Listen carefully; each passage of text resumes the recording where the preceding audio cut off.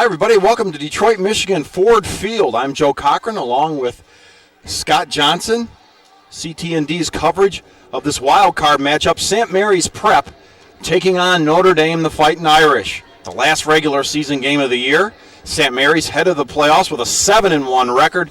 Notre Dame checking in with a 3-5 record.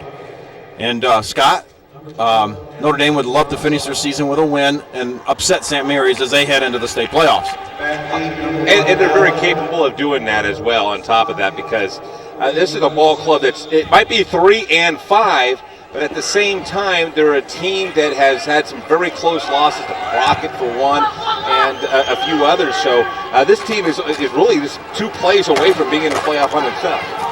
The return only to about the 20. Gets it up to the 16, and look for Notre Dame to play some inspired football. The seniors, it's their last game they're playing at Ford Field. St. Mary's has dominated in this series and have outscored them something like 170-21. So Notre Dame with a score to settle. There's George Shahady, the first-year coach for Notre Dame. And I did his opening game here on CT&D. They lost to Detroit Crockett in overtime, who had a great PSL run this year. So St. Mary's will start out on offense, and the first play is a running play for about 2 yards. Check the ball carrier there, number 24, Spigno with the carry, and he picks up 2. Well, Notre Dame's got a couple of things going for them right away, and that's first of all field position, and obviously, not giving too much up on first down. 3-5, you come in, and as a senior, it's a unique chance to end your season without a championship, but with a win, and that's very important. Against the team who's really going to contend for a state championship. They throw it outside, and there's big yardage there. 42-yard line by number 40 for St. Mary's. And it's first down and 10. Check that, number 48, Kevin Brennan on the reception. He's a senior, 5'11", 230. And if he's coming running at you, you better be ready. Yeah, he's a big boy. There's no doubt about that. Going at 230 pounds. Not too tall, 5'11", but kind of that cannonball type that's going to really get a shoulder on you if you don't get low. First down and 10 for St. Mary's at the 41-yard line. And they go right up the middle for big yardage to about the 50. So a gain of about 9. That's number 9, I believe, on the carry. Number 6, check that. Malcolm Arrington. He'll be one that'll get a lot of touches today. He's very explosive, and they don't want him getting into the secondary or he'll be gone. Nothing fancy about that. That was just straight up the middle power football, and he picks up nearly 9 yards on the play. So this is certainly an offensive team that has come out to play today. Second down and 1 for St. Mary's. And they pick up the first down and more, and like I said, in the secondary, 30, 20, and all the way down to the 15-yard line. Nice run there by St. Mary's, number 32 for St. Mary's. On that run, that's Jeremiah Reed on the run, and right now St. Mary's not looking to the playoffs. They're looking to beat Notre Dame here today, and they have come out and running the football. Almost 35 yards on the play, call it 34 for Reed. And once again, everything just kind of clicking right here off the top for St. Mary's. 2 backs, and they go up the gut again. They have to cut it outside. There's nothing there. It's number 6, Arrington, and he gets a yard. It's second down and 9. Big stop by Notre Dame on that play. Gilliard coming up and making a stop there for Notre Dame, and it comes at a crucial time because St. Mary's knocking on the door here, but he did a nice job to keep that one from bouncing outside. A nice textbook type of tackle in that situation, and second down, but St. Mary's right now probably feels pretty comfortable still. They go with 2 wide outs and 2 backs in the backfield. Long count, and they go right up the middle for about 3, maybe 4 yards on that carry. It'll bring up a 3rd and long for St. Mary's. Reed again on that particular play, and 3rd down now, and it's going to be good 6, so I would think that you at least need to take a shot at the end zone here. I agree, and boy, this would be a big stop for Notre Dame to hold them to at least a field goal attempt. 8:50 to go, opening quarter here on CT&D. They are going to look for the end zone. A rollout. Cuts it back inside, and he's probably got the first down. That last lunge by Anthony Alexander probably netted him the first down. Let's take a look and see. I think he's got it probably by half a football. Well, he was looking for Allen that time. Allen was a split receiver to that side, but he was well covered in the end zone. And, you know, at that particular time, if you don't have the open touchdown, you got to try to get the first down, and he did a great job of doing just that. He did get it. It's first down and goal to go. He's going to be dangerous rolling out, and he's got some great receivers. We'll see where they go here. They come out of a wishbone tee. Second man through. Check that first man through for about 2 yards there. Number 32 there. Jeremiah Reed again. And I'll tell you what, that almost turned into a big problem for St. Mary's because Reed did not quite have the handle on the football when he first got it. If he had been hit at that moment, that ball would have been on the carpet. Second and goal at the 4-yard line. Nice long drive here by St. Mary's to start out the football game. Alexander under center with 2 backs and 2 wideouts. They run the left side, fighting for the goal line is Alexander. Check that Arrington, number 6, Malcolm Arrington, down to about the 1-yard line, and it'll be 3rd and goal. This is going to be play number 10 of this sustained drive. And I would imagine 2 down territory here. So what you're trying to tell me is already behind in my stats? Yeah, get with it, guy. You got to write faster if you're going to hang with me. I'm trying. 3rd and goal at the 1-yard line. Again out of the wishbone. And it's a quarterback sneak, and I believe he made the goal line, and he did, and it's a touchdown for the quarterback, Anthony Alexander, as he just muscles his way in there. Good penetration by Notre Dame on the defensive side, but he's able to get it across the goal line, 6-0, St. Mary's. Nothing fancy about that. Straight up the middle, get the touchdown. And a very impressive drive here for St. Mary's, going 82 yards here with the opening possession. And really, for the most part, looked unstoppable. 5-minute, 1-second drive on 11 plays. The extra point is good, and it is 7-0 St. Mary's. And they look like they were ready for the playoffs on that drive. Absolutely. This team looks like it's geared up and ready to go. Notre Dame now, after giving up that first touchdown, they can't let that get on them. And let's take a look at that touchdown again. Kind of, just bread and butter, quarterback sneak it right up the middle, see what you can't get. And that was Ian Dupac on the extra point, number 22. So 7-0 now for St. Mary's, and Notre Dame will get their first chance on offense. I did see them earlier. They were kind of exciting on offense, especially in the second half. They trailed Detroit Crockett 12-0, came back, and they had 2 extra points blocked. Crockett went on and had an undefeated season and did very well in the PSL. And Notre Dame ended up going 3-5. So that first game sometimes can be huge. Well, not only that lost to Crockett, but they also lost a tough one to De La Salle, where they had a block punt, ended up losing the game. Was it 9-7, 10-7? I think. Yeah, they lost on a field goal. So it's you're talking about all of a sudden, instead of being 3-5, 5-3, and having a shot to lock up a playoff berth today. So that's how close this team has played this season. It's a good deep kick to about the 8-yard line. Notre Dame will return 20. Outside of the 22-23-yard line for Notre Dame, that was Carlton Downs on the return. So now Notre Dame will set up shop on their 23-yard line, trailing 7-0. Well, they're going to have to come out with something impressive here. Let's take a look at that touchdown again. And like I said, just get off and try to get somebody. And they do just that. The great job by the interior offensive line, centering the 2 guards, just pushing the pile forward. You don't have to do too much. You just need to get a helmet on somebody. Let the quarterback power his way in. Notre Dame will come out throwing. It's a little screen for about a 4-yard loss, 2nd down and 14.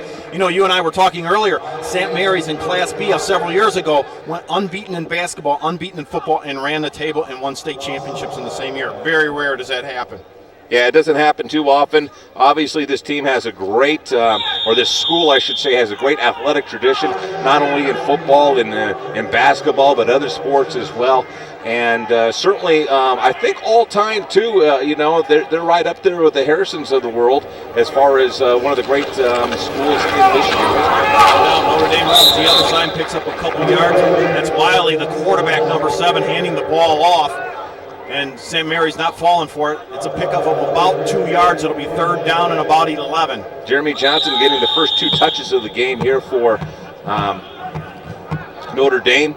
He's not getting much, obviously, on that screen pass. It was a little bit too tough to handle. He made the catch, but he gets back to the original line of scrimmage with that last play.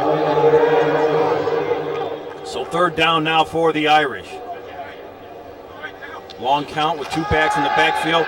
Wiley looking to throw and doesn't have anybody there. It's intended for Stodgill. Check that. Emmanuel Johnson, number 4. It was high and out of bounds, and it'll be 4th down now, and Notre Dame will have to kick. That's one thing they didn't want, was a 3 and out. No, they didn't want to have that happen by any stretch of the imagination. Wiley, who is getting looks from a few MAC schools. I hear Bowling Green's in the picture, so he's going to have himself a nice a future ahead of him in the collegiate ranks. But maybe a little bit too much on that one. He is exciting. A line drive kick with some decent distance, takes a bounce. St. Mary's will allow it to go down about the 38-yard line. That was Stodgill actually backing away from that kick, which was the wise thing to do. Yeah, Justin Bensett coming up with that kick, and boy, if I can get my my wedge to act like that sometimes on the green. So 7-0 St. Mary's, and they're going to be looking for more here. So a big possession here, not only for St. Mary's, but a big defensive effort here by Notre Dame. They certainly don't want to go down by 2 scores this early in the ball game with 5:26 remaining here in the first. Alexander sneaked it in on a 10-play, 82-yard drive. They pitch it deep. It's got something happening, but then a great defensive stop there, I believe, by number 64. Check that, number 54 from Notre Dame on that tackle, undercutting him. Gilliard with the tackle. So a short gain on the play. That was Travis on the carry. And the 5th player, I think, the 6th player to touch the ball so far for St. Mary's. It's just, you figure you only had, about a dozen plays by now? Well, they gotten the ball to 6 different people. When you've got that many people, you can really wear down a defense. 2nd down and 9, they'll call it a 1-yard gain. Man in motion. That's Travis. Fake pump, then he pulls it down and he's sacked at about the 35-yard line. That's by number 11 from Notre Dame, Jamal Thomas on the sack. Well, Jamal Thomas came in pretty much untouched to the quarterback right there. And really, I don't think that he had anybody open or anybody that was looking. He wanted to throw the ball. You'll see him want to throw the ball right there, but nobody. You saw the 2 men on the tight end at that moment. Good thing he doesn't throw it, take the sack in that situation, because it could have been a pick. Thomas was right in his face. A rollout, got a man wide open at the 45-yard line. It's Dante Allen, and he's back to the 20, and he fights his way down to the 12-yard line. He made a lot of that on his own. He was wide open. Nobody was around Allen whatsoever on that particular play, and it was a free run down the field here. Mix up in the coverage for sure on that particular play, and it's going to cost them dearly, getting all the way down to the 11-yard line here. About a 50-yard pickup on the pitch and catch at that on that play, and Allen with a huge pickup here for St. Mary's. He's 6 foot 170 and only a sophomore. 2 backs behind the quarterback. They go up the middle for positive yardage and down to about the 3-yard line. Is Malcolm Arrington at St. Mary's is controlling the line of scrimmage here in the opening quarter. 9 yards of crack up the middle. You can't have that happen. St. Mary's is hungry. There's no doubt about that. They're not showing any signs of any kind of let up by any stretch of the imagination. These 2 teams did not play during the regular season this year. They did play it last year, which was, I believe, an opening week game, and it was like 21-0. 21-0 was the score. So obviously the Notre Dame players remember that. Outside the ball, practically walking into the end zone. There's Travis, check that, number 6, Arrington, and he is just red hot here in the first quarter. Like you said, many players touching the ball, but Arrington's had a fabulous first quarter. It is now 13-0 for St. Mary's. They're not taking the week off before the playoffs. No, they're getting tuned in fine fashion here and putting the points up on the board. Nothing that the coach likes to see more than a team taking control of the game, especially here in the last game of the season. The kick is right down the middle, and it's 13-0 for St. Mary's. And right now, Notre Dame, if they don't come up with points, they need a sustained drive. Let's take a look at this last touchdown, Scott. Well, there's not much to this one. Hate to say, but just check out Arrington is kind of waltzing in. Thank you. Oh yeah, push that one guy away. You know, I'm in. I'm there. Let's take offensive line. Watch him get off the line here. Look at big 73. Oh my goodness! Just crushing people. Matt Brimmer. He is just huge, 73. Brimmer is going 6'3", 285 pounds, and he had the Notre Dame defensive line sitting up in the blue section there. Excellent job of blocking that entire offensive line, following his lead, and it is now 14-0 for St. Mary's. Notre Dame just needs to get some first downs right now. Well, how could you not run behind a guy who goes 6'3", 285 pounds? And of course, the fridge is, legendary, term in football, but this kid looks like it. You and I could run behind that block. Oh, without a doubt. A little bit shorter kick this time will be picked up at the 14-yard line, 20. St. Mary's great coverage at the 25. He squirms away to the 30 and maybe the 31, so he avoids a couple tacklers. That was Downs again on the return, Carlton Downs. And Notre Dame has a little bit better position this time. They're at their 31-yard line, 1st and 10. Yeah, 2:50 to go here in the first quarter. You need something positive on offense. You got to get your defense off the field, even at this point, because St. Mary's has had complete control of this game, clock management, everything. You can't have a 3-and-out here. You got to get something positive. You got to make the change move, get a little mojo going, get a little cup of self-esteem. Wiley gives it to the first man through, and there's nothing there. Maybe a yard loss. That'll make it 2nd down and 11 for Notre Dame. No, there was absolutely not a thing there for Britt Page. Well, Notre Dame's better when they let Wiley kind of freelance. I've seen him make some things happen. He's good in the open field. He can throw the football. They're going to need something from him to get back in this football game. Well, it wasn't up the middle that time, that's for sure. 2nd down, and Wiley pitches it deep. And there's not much there, maybe a yard or two, and he is really tattooed at the 32-yard line. Lomasny with the carry, a 6-foot junior. And it's going to be 3rd down and about 9 for Notre Dame. They've got to get something to happen here. Look for Wiley maybe to go up top. They're coming out with a couple of speedsters here. Johnson and McDaniel check in for Notre Dame. Look for one of those to get open downfield. Yeah, nice tackle there by Dominic Knight, I believe, is the one that spearheaded that charge.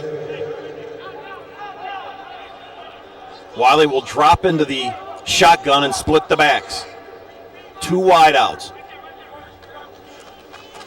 Wiley looking, it's an all-out blitz, and he's looking for somebody downfield.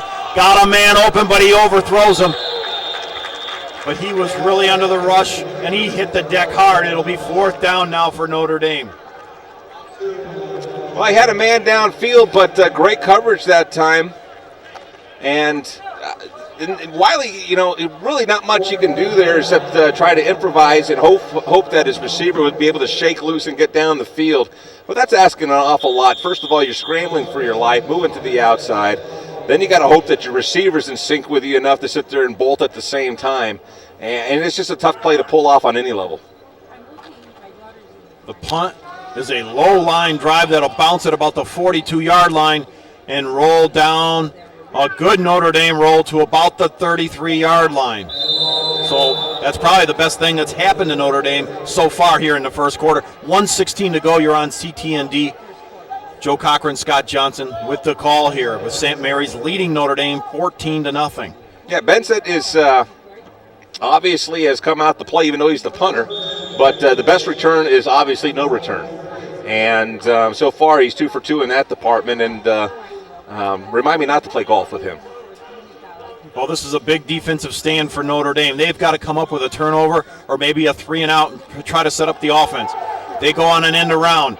It's got something happening. Stockdale outside, and he picks up about 4 yards. A nice open field tackle there by Notre Dame's number 14, Edgar Martin. As he chased that one down, didn't give up on the play. He's a senior, 5'9". So second down and about 7 after that short gain there for St. Mary's. The last scoring drive, 5 plays, 64 yards. Arrington, a 2-yard run. Conversion good. It's 14-0 St. Mary's. Why am I trying to keep stats when the guys in the truck are doing a great job? I'm telling you, they're the best. Up the middle they go, and it's to about the 44-yard line. That's going to be another St. Mary's first down. That was Travis on the carry, and I tell you what, they throw one great runner after another at you. Yeah, Travis, they're just running behind that offensive line, is opening holes. There is nothing that they're not. There's no trickery. It's just get off the ball, open up a hole, and let those talented backs run through it. And they're coming at them in droves. The 4 or 5 guys are carrying the football, and they just keep coming at them. St. Mary's in no hurry. This will be the last play of the first quarter. They're going to throw, and they've got a man open deep, and the ball is caught by number 1, and he's going to go all the way. Allen's going to score a touchdown on the last play of the first quarter. And right now, Notre Dame is shell-shocked. They knew St. Mary's was great, but the game 2 years ago was 21-0, and if they kick this extra point, that's what the score will be, 21-0. What an explosive team, Scott. Hey, 56 yards on that particular catch and run, and Allen is certainly is a kid that has a tremendous amount of athletic ability. We saw that on that previous catch that he had for 50 yards. He's already over 100 yards receiving. He's about 106 yards receiving just on those 2 plays right there. And to scare the rest of the Catholic League, he's only a sophomore. The extra point is up, and it is good, and this St. Mary's team is well coached, and they're playing some tough football here. And we're only 1 quarter old with the score. St. Mary's 21, Notre Dame nothing. Let's take a look at this, Scott. He was open, and once he caught the ball, they were never going to catch him. Well, once again, a beautiful pass. Look at that thing. That was just beautiful. And he just kind of scooped it up, and once he broke the tackle, it was just a walk. Well, they'll switch ends, and we're going to take a break. We'll be back with second quarter action with the score, St. Mary's 21, Notre Dame nothing. You're watching CTND.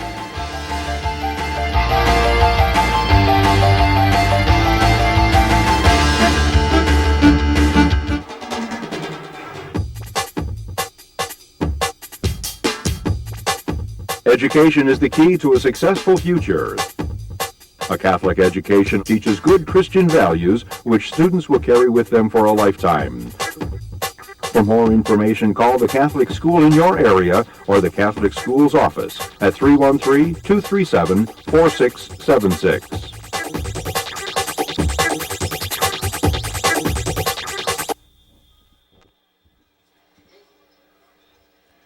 We are back here at Ford Field.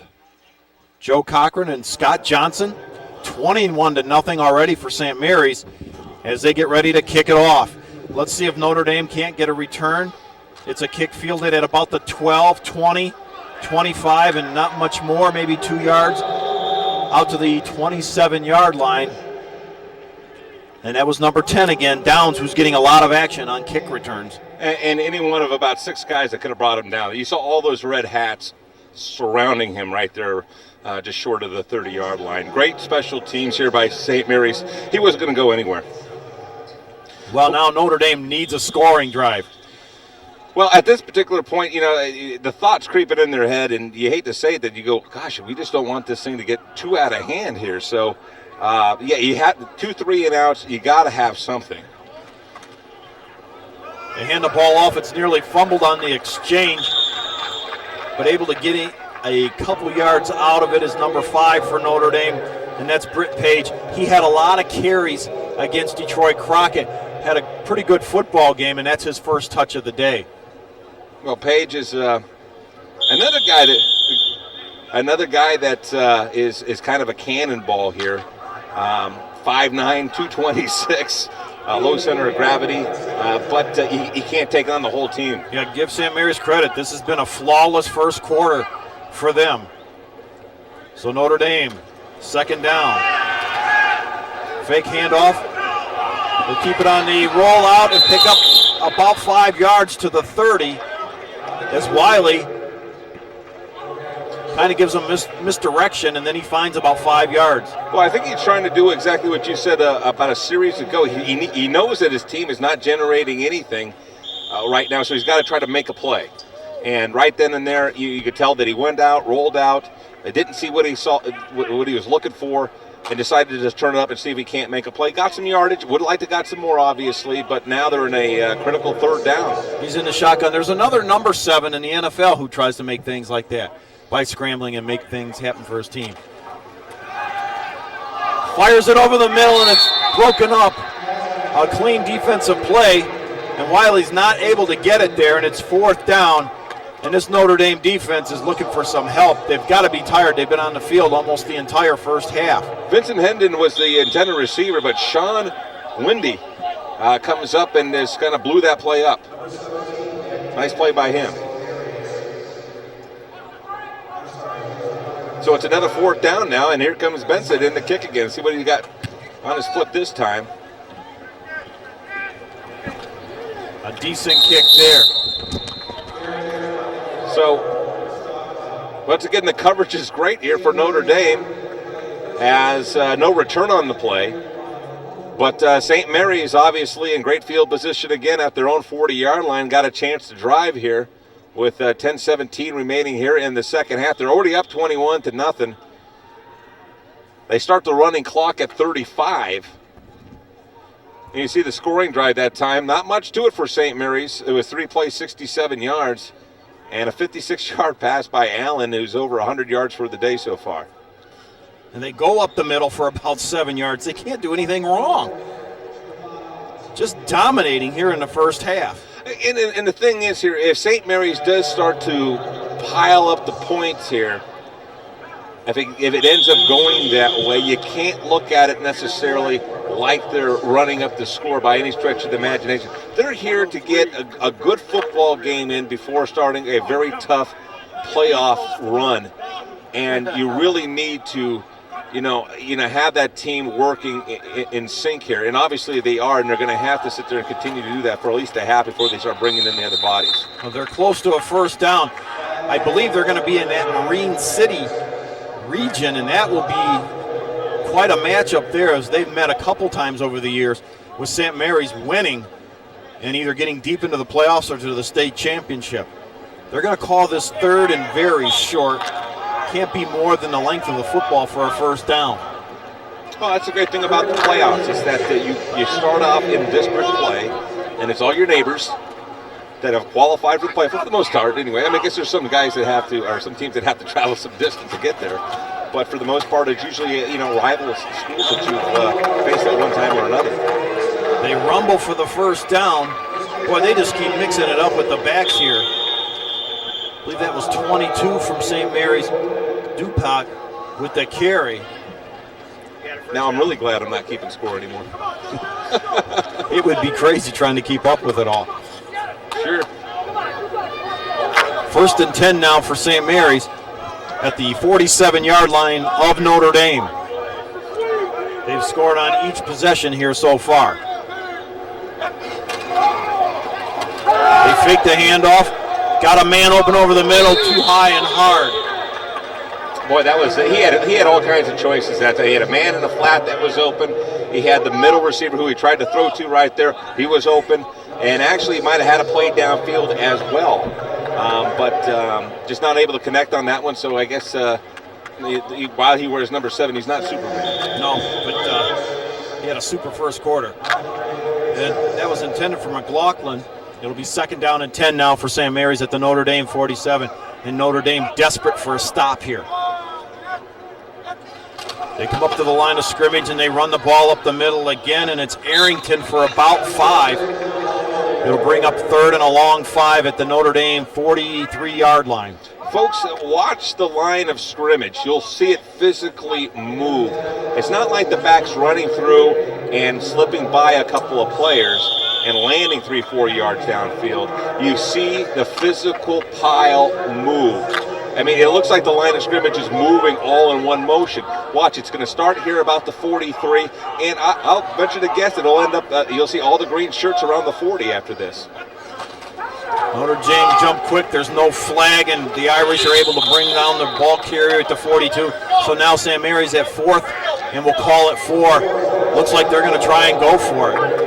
Well, Mr. Hall didn't think so on that. As soon as you said that, they had their greatest penetration, and they will kick here. And this is probably the wise play on 4th down at the 42-yard line. See, they're listening then. Okay, we'll show Scott exactly what's going on here. But that's the way it's been. Yeah, I mean, it really has, with the exception of that particular play. Why do they have to make me look bad on the one time I make a play? I'm telling you, you've done such a great job, too.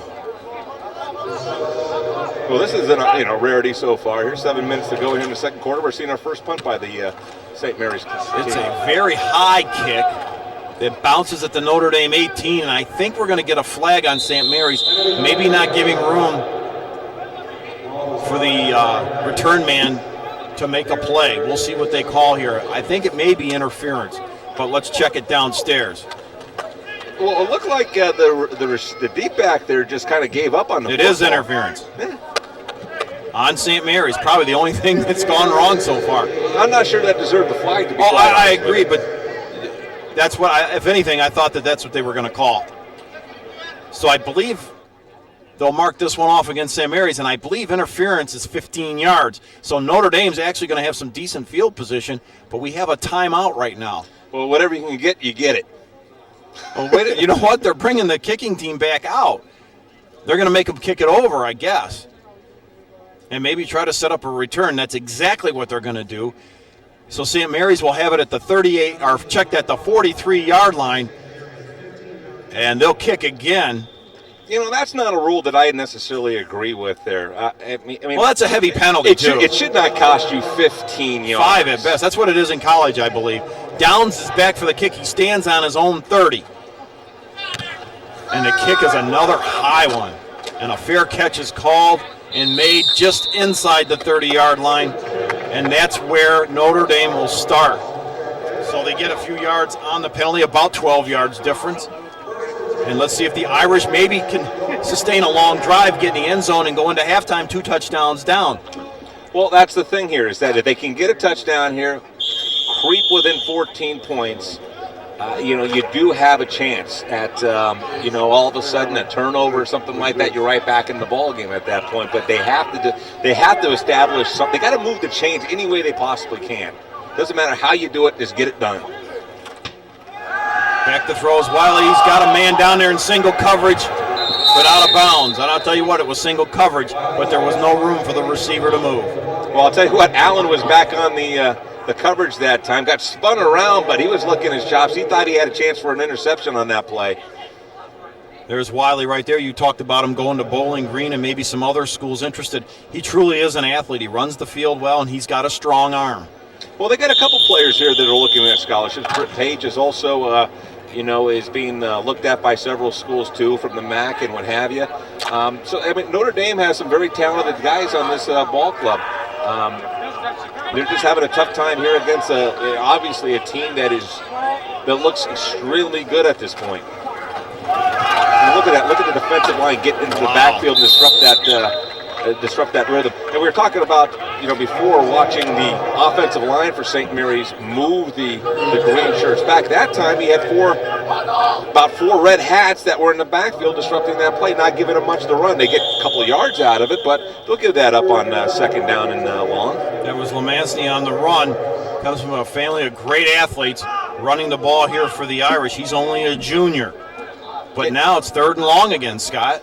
Interesting, too. St. Mary's changing up the defensive line, too, on these third downs and long, getting a couple of smaller, maybe quicker kicks in the ball game. 5 down linemen, like you said. The ball is caught on a deflection, and I think we have some pass interference on St. Mary's, so this catch should count.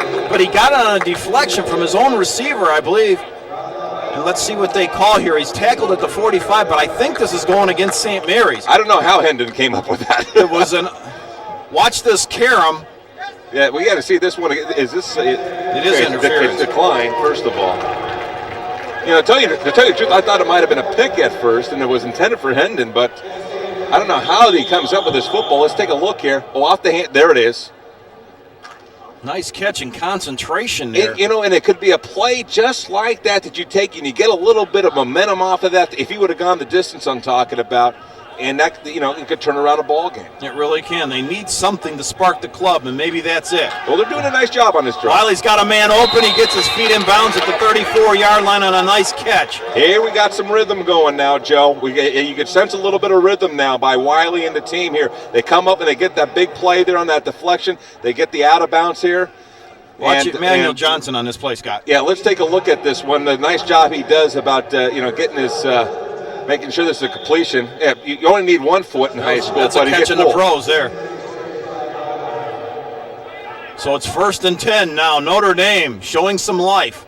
Wiley, he's going to be facing a blitz, and they hand it to Lamancy, and he's going to lose a couple yards. So it's 2nd and 12, and probably have to go to the air again and maybe use number 7 Wiley on a rollout.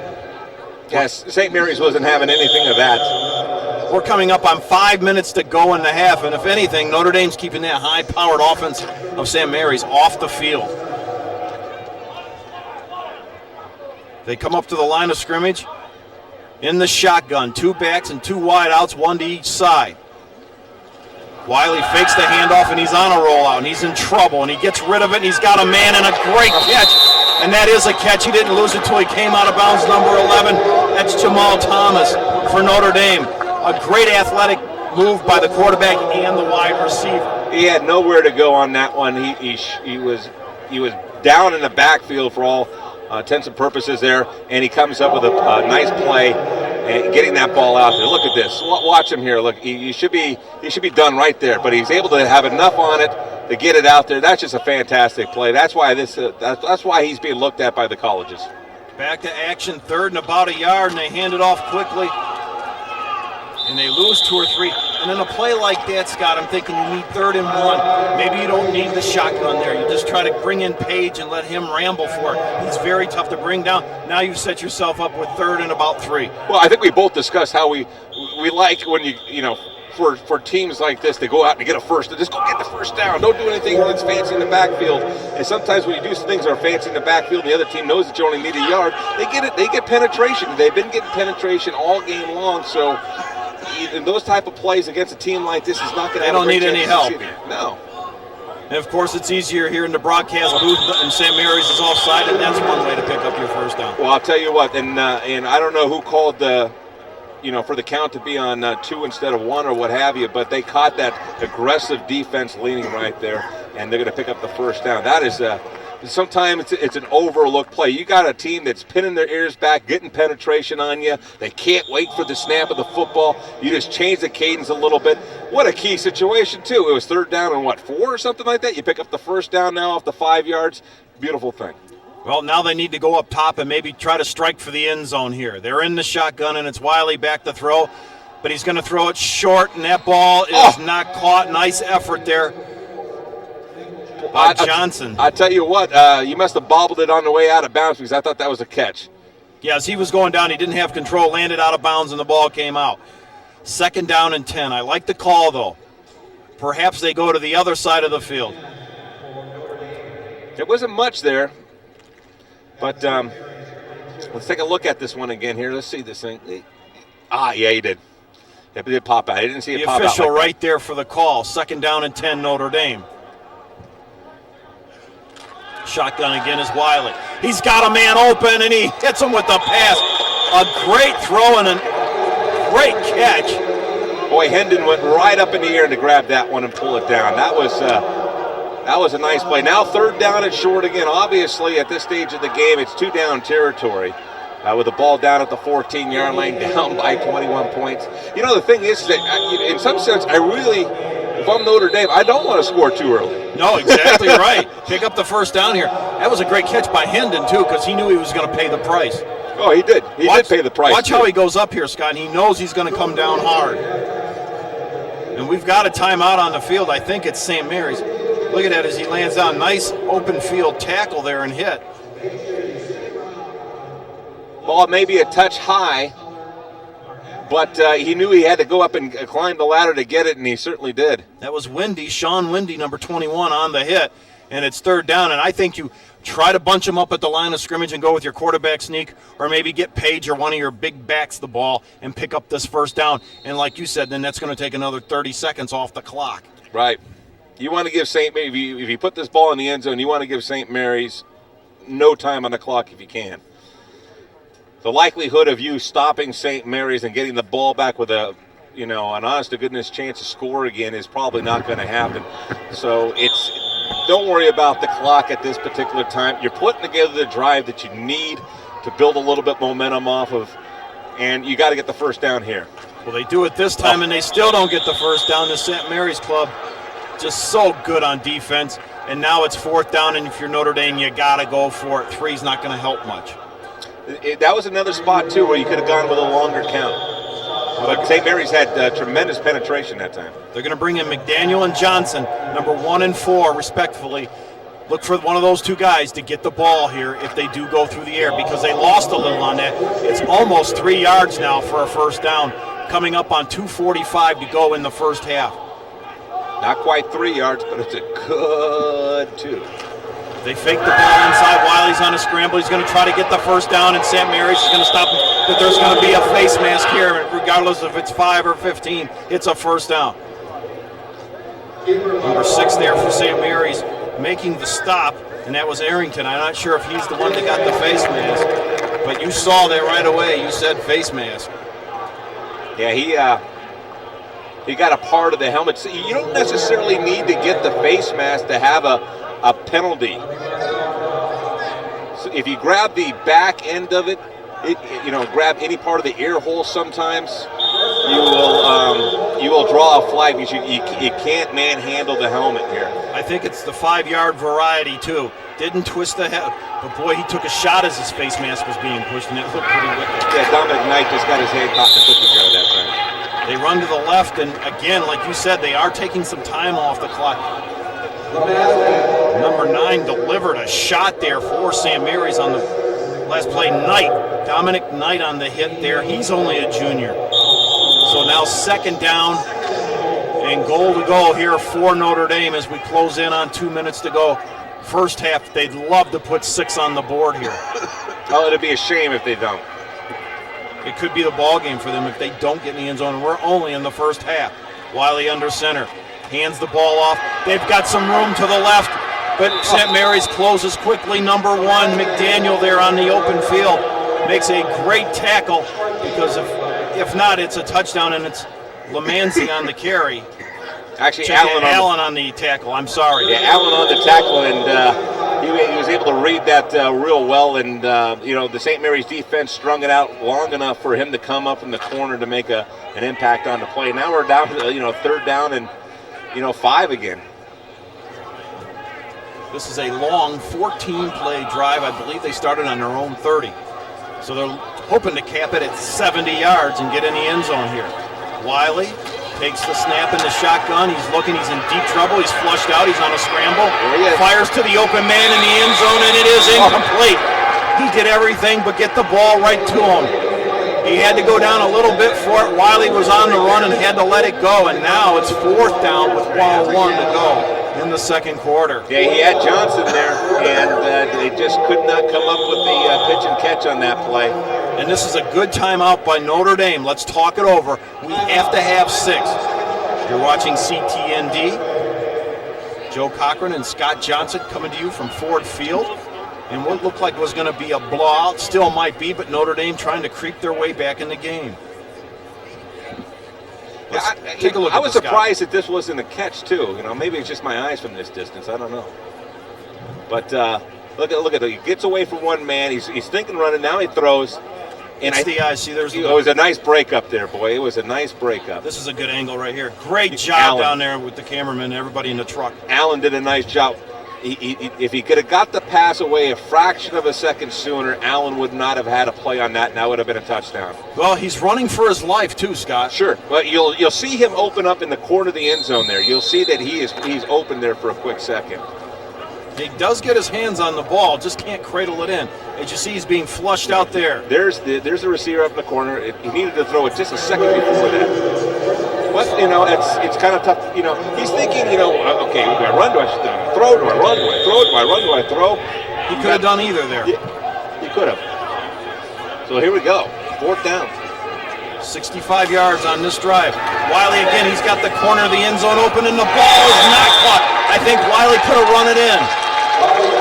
He's looking for Hendon that time, and I'll tell you what, was it 15, 16 plays this drive? And to come up with nothing. 6 seconds. That's got to be heartbreaking there going into the locker room. Oh, that hurts. Now we'll see what St. Mary's does with 56 seconds. Let's take a look. It looks like he's got the end zone there if he wants to take off for it. Let's take a look. He's got a blocker. And great defensive play there, number 2. Well, I'll tell you what, credit a lot to that play to Joe Ham, the outside linebacker, number 49. He really did force Wiley into throwing that football. He did cut out that outside just enough to force him to go, hey, I can't run it. I'm just going to go ahead and throw it. Now they're St. Mary's just going to go ahead and take a knee. That was Kennelsnick on that coverage there to break up that play, number 2 for St. Mary's, and they'll run one more play, and we'll probably take off to the locker room with a 21-0 lead for St. Mary's, and that was huge. That could be the difference in the game. Well, St. Mary's scoring the first 3 times they touched the ball, if I'm not mistaken. Yeah, and then punted the last time.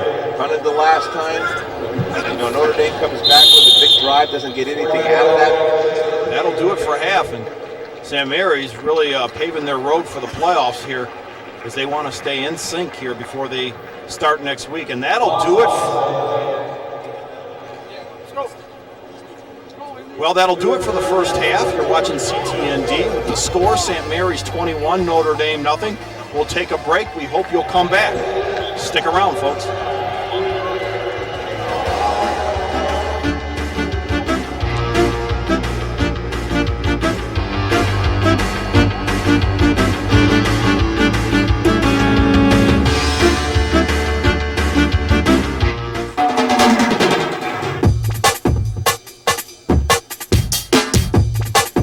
Education is the key to a successful future.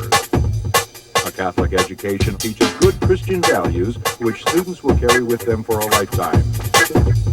For more information, call the Catholic high school in your area or the Catholic Schools office at 313-237-4676.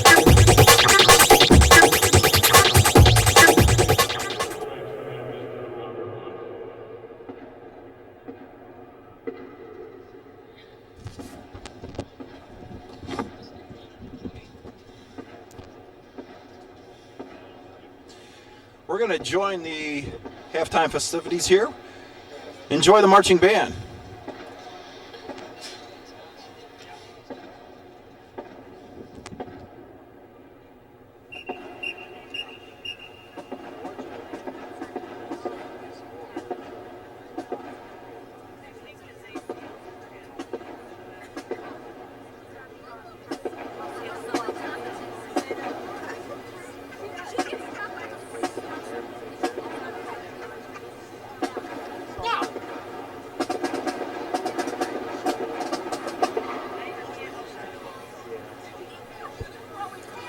Ladies and gentlemen, the 2004 Divine Child Marching Band pays tribute to spies across the globe.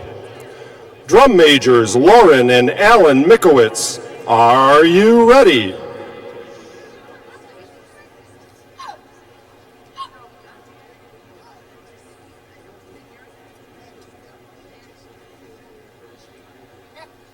We open our show with a song from the blockbuster movie Austin Powers. Here is Soul Bossa Nova.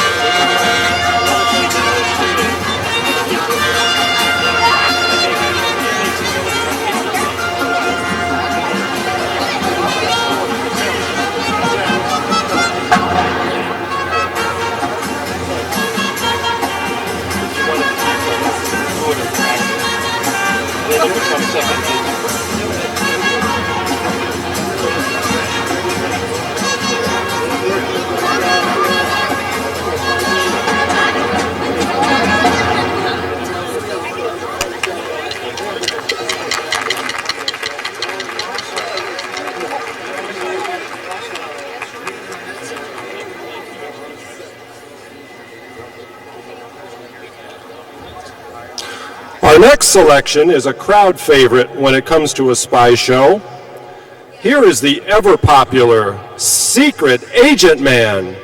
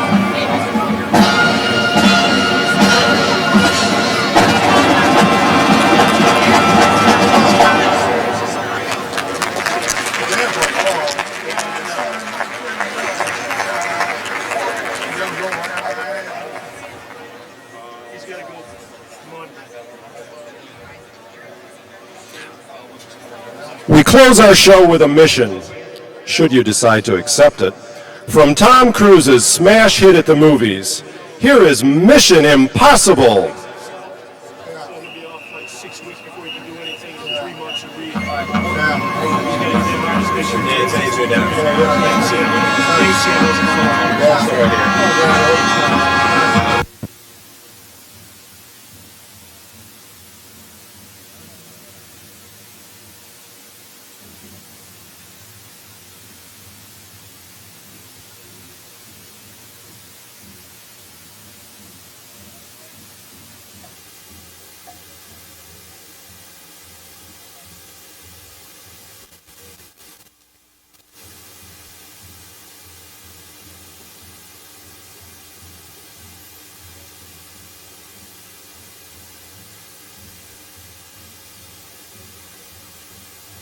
We're back here at the prep.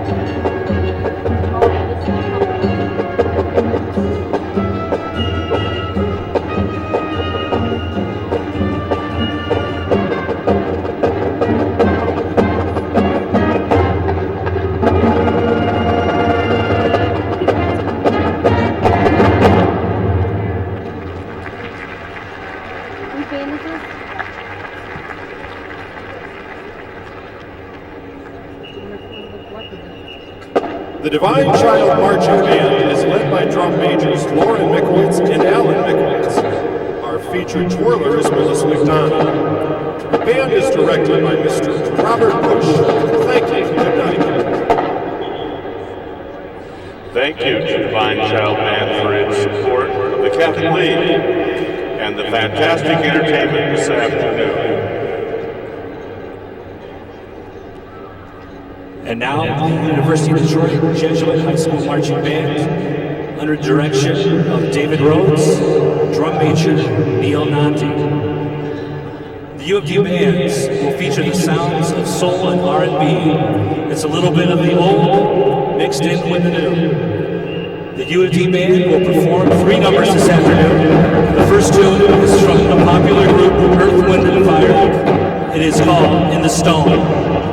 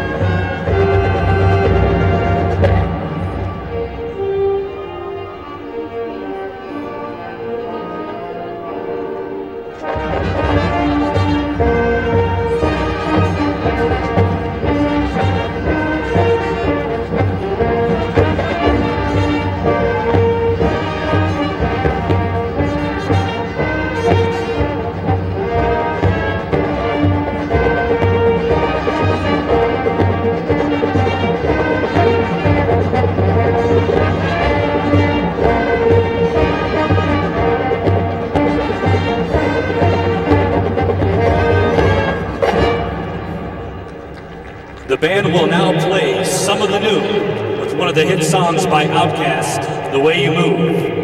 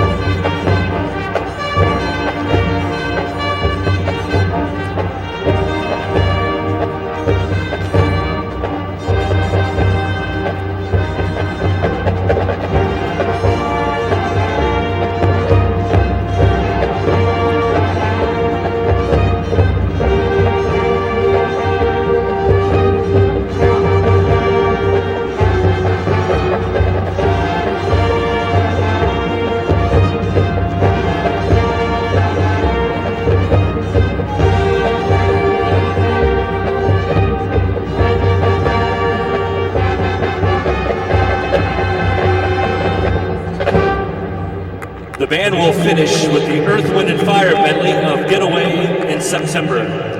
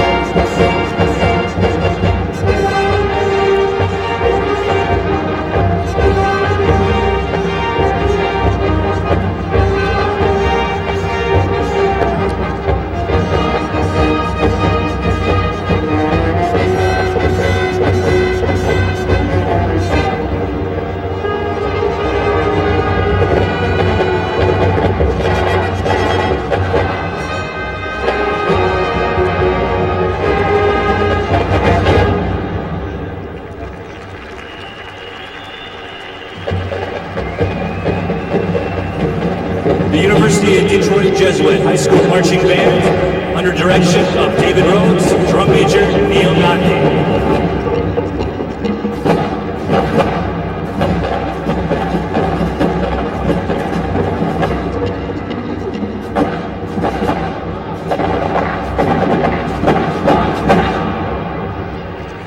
Thank you to the University of Detroit Jesuit Band for its support of the Catholic League and its wonderfully entertaining performance this afternoon. We're going to go back to the section 101 where We would like to remind everybody.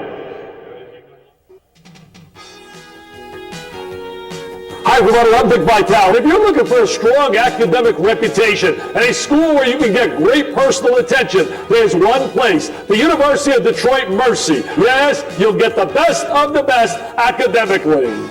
They are awesome, baby, with a capital A.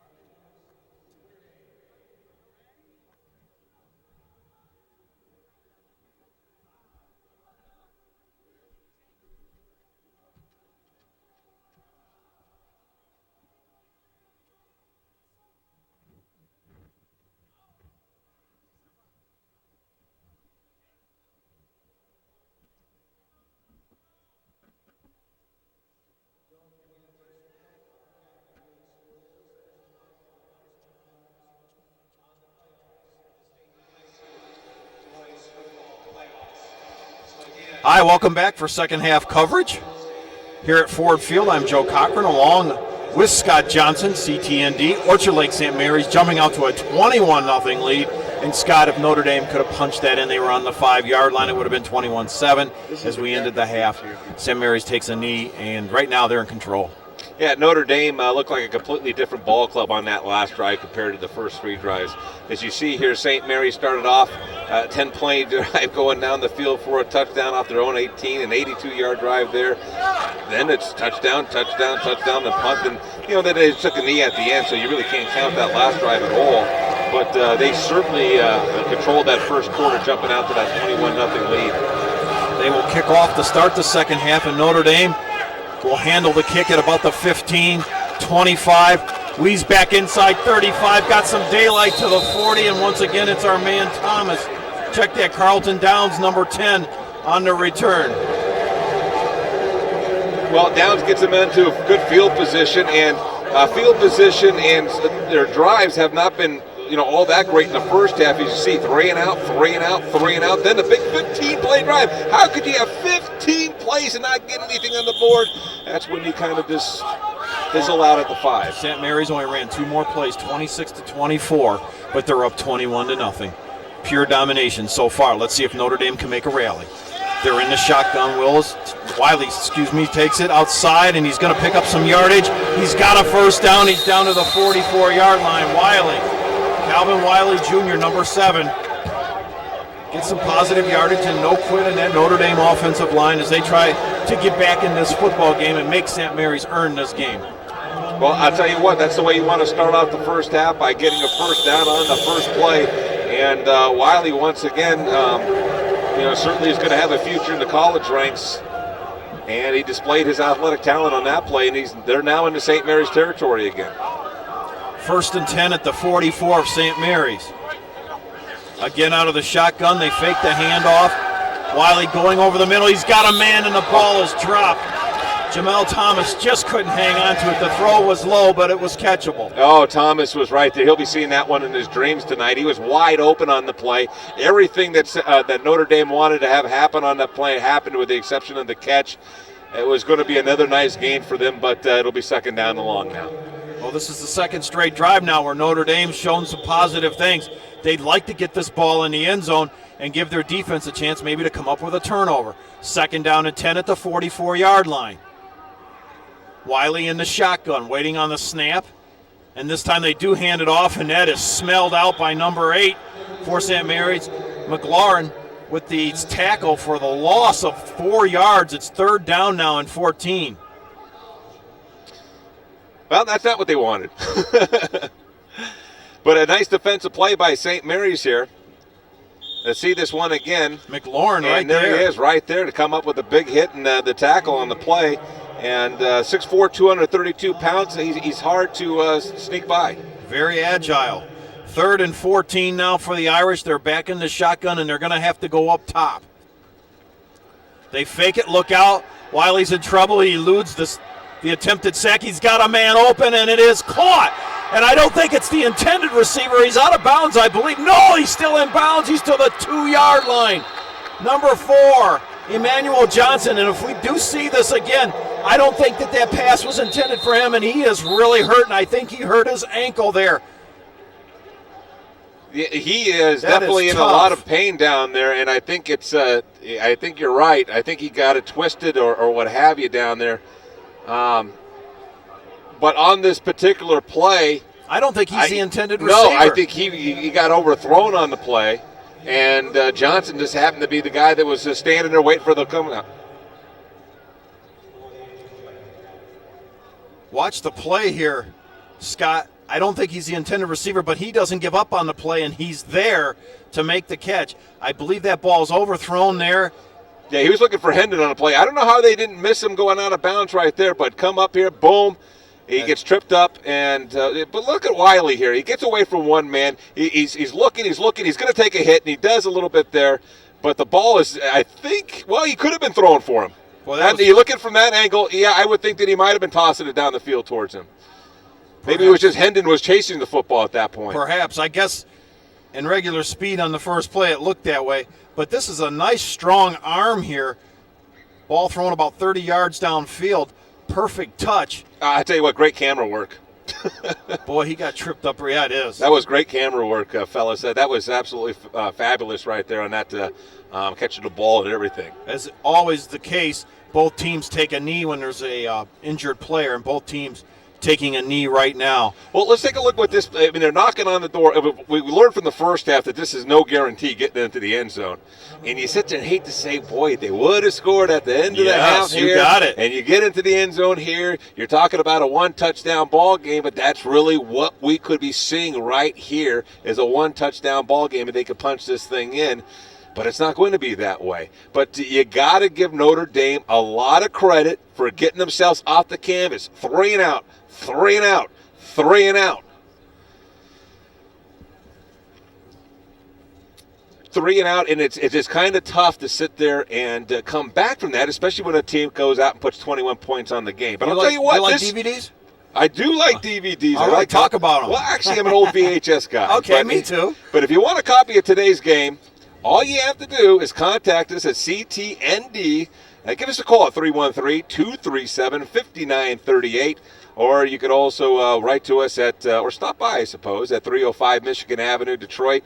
And we'll take care of you here for a copy of today's game. And I guess you could probably pick up copies of some past games, too, if you happen to I would imagine so. And who knows, Notre Dame may make a run here, and maybe this DVD will be a hot one here if they can get a couple touchdowns here and make this a ball game before it's all said and done, because they have shown some success here, moving the football the last 2 possessions, well, no doubt. You and I have done some games in the past, and this could be one of those games that's headed for a CTND Classic. You know it. So we'll see what happens as we look at some of the faithful there.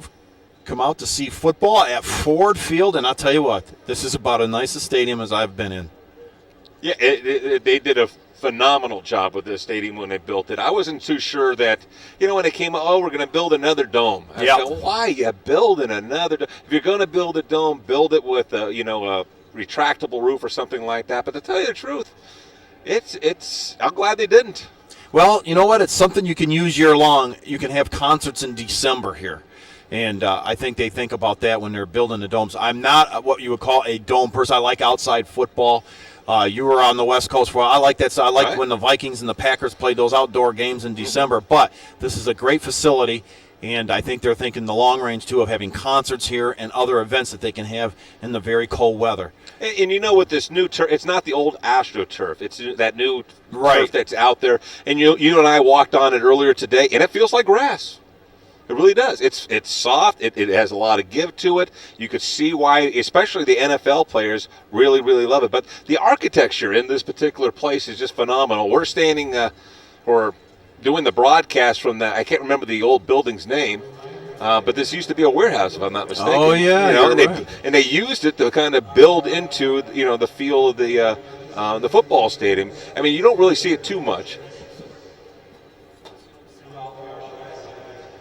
But they built into this, around the architecture downtown here, and it's really kind of come off just beautiful. It kind of reminds you of some of the, the baseball parks in that sense that have really done a nice job over the last couple of years, which has been great. I think that the recent development in the stadiums that you're seeing across the country, baseball and football, has been phenomenal. For sure. Well, we're going to take a timeout. It's 21-0 in favor of St. Mary's. We'll be back in a second, but first we have this word from the Catholic League.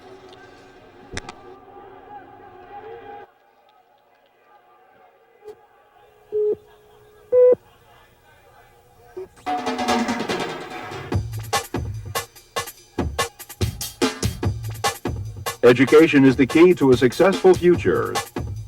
A Catholic education teaches good Christian values which students will carry with them for a lifetime. For more information, call the Catholic school in your area or the Catholic Schools office at 313-237-4676.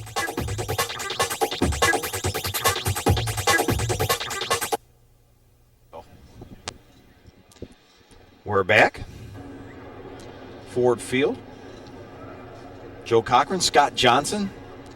Notre Dame knocking on the door at the 2-yard line, down 21-0.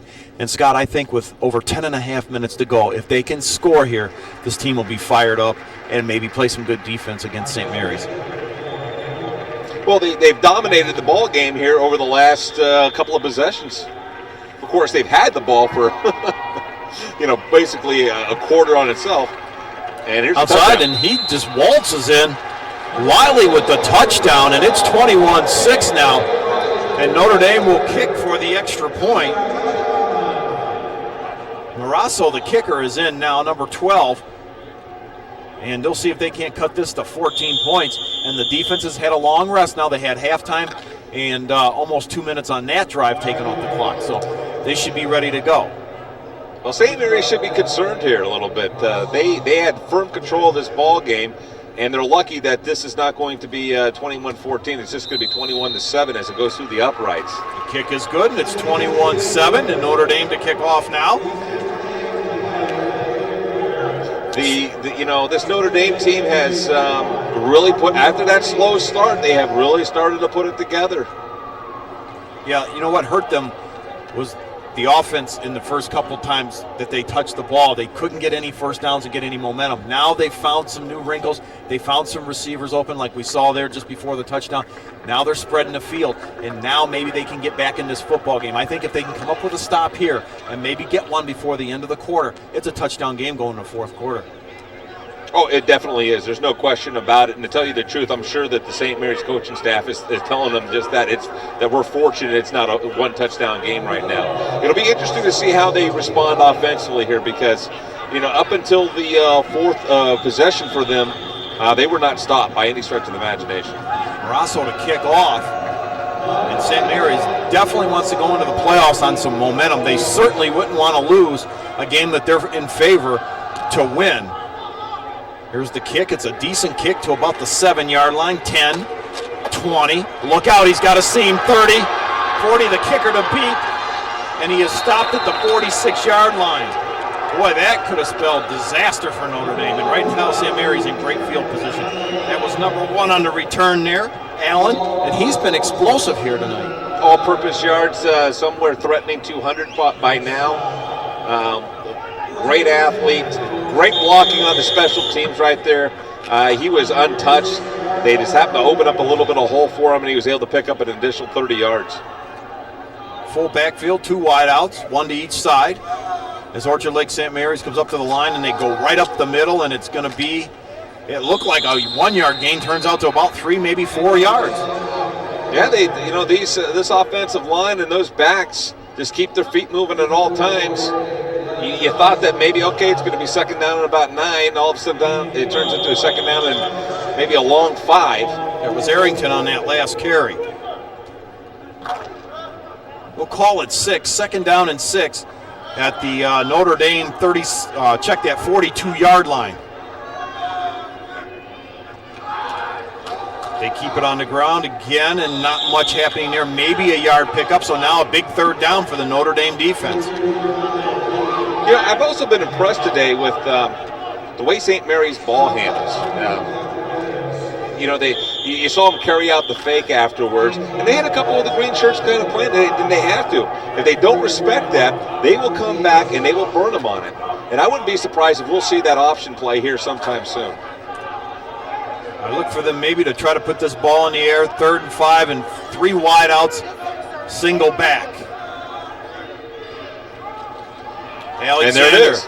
Pitches it back. That's a loose ball on the carpet. There's a penalty marker down. I think it's holding against St. Mary's, which would bring up 4th down. But I think you'll take the penalty here and give them 3rd down again, because they'll probably go for it at 4th and 2. If this indeed is against St. Mary's and is a holding call.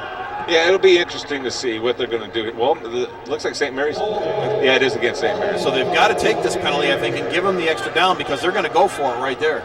Yeah, I would.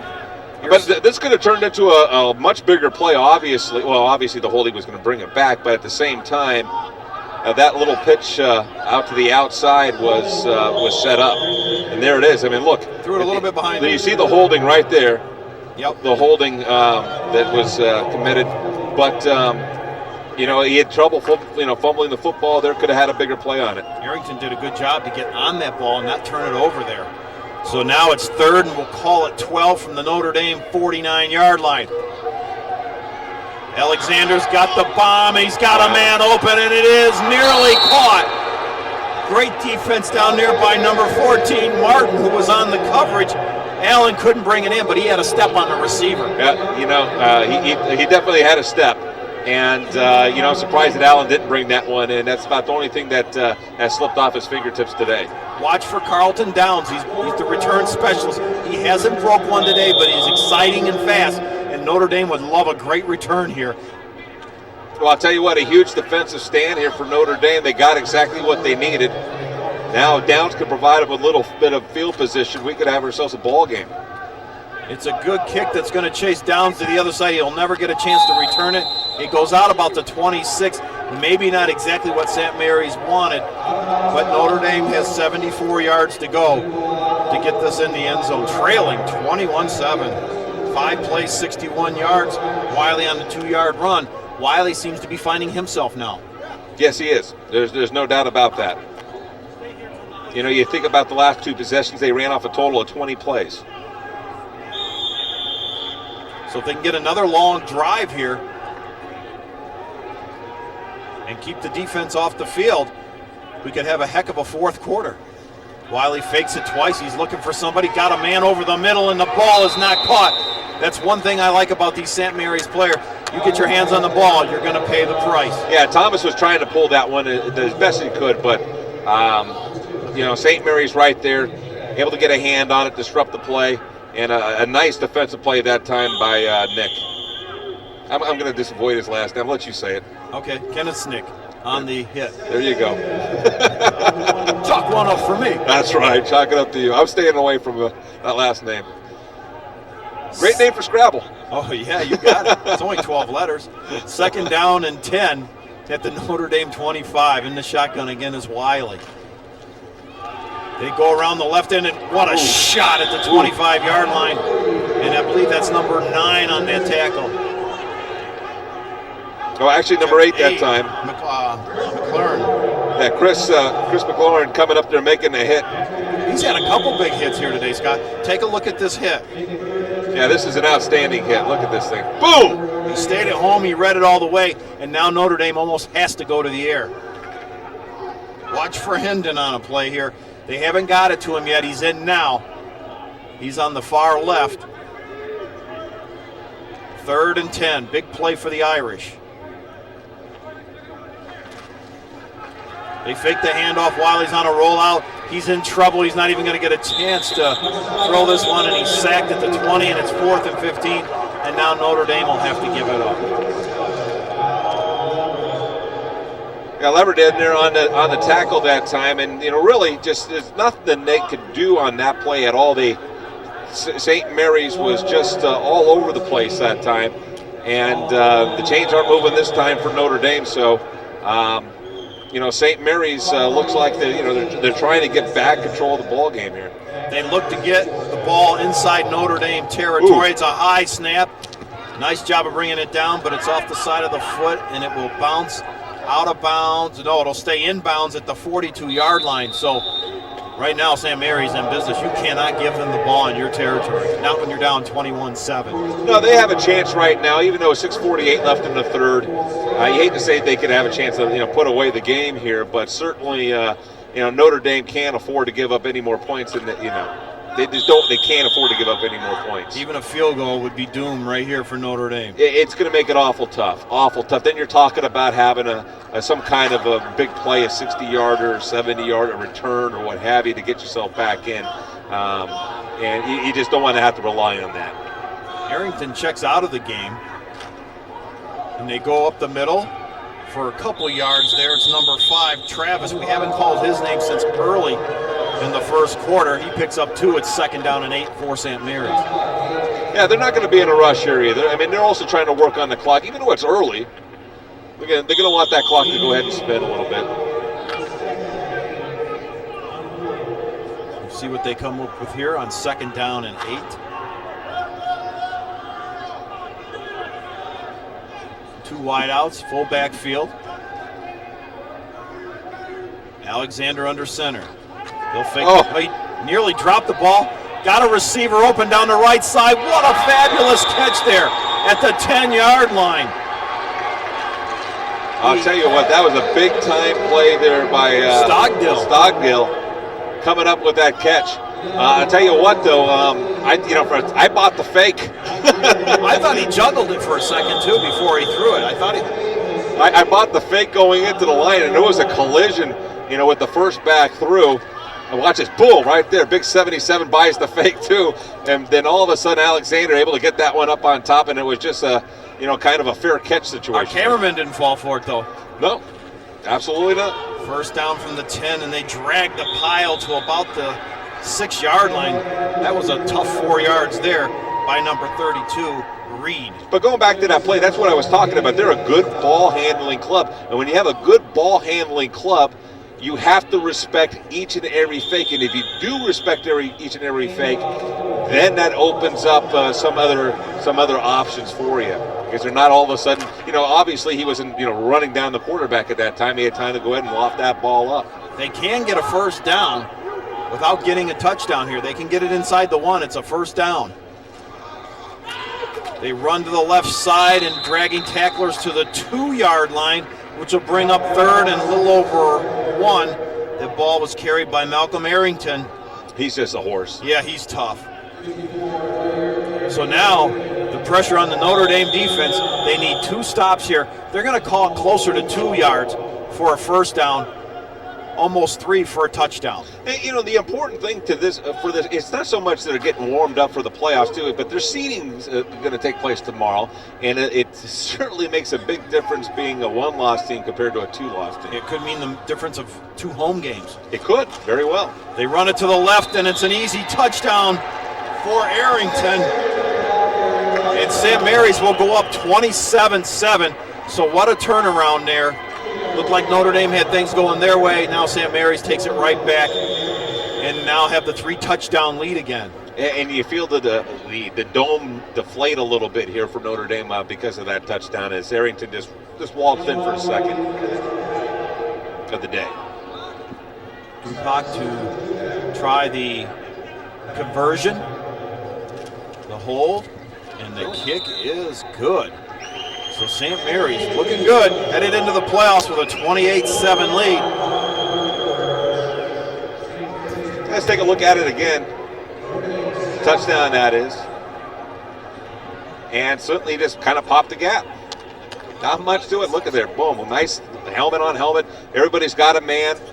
You know, and everybody has a man, and there's nobody left open there. You know, most times, you know, the running back, as long as he doesn't trip over his own feet, is going to walk into the end zone from that close. And he's shown it's more than just quickness. He's tough, he's got mobility, and he ran right behind his blockers. Second of the day for him, 28-7 now the score. And Notre Dame needs a big play here.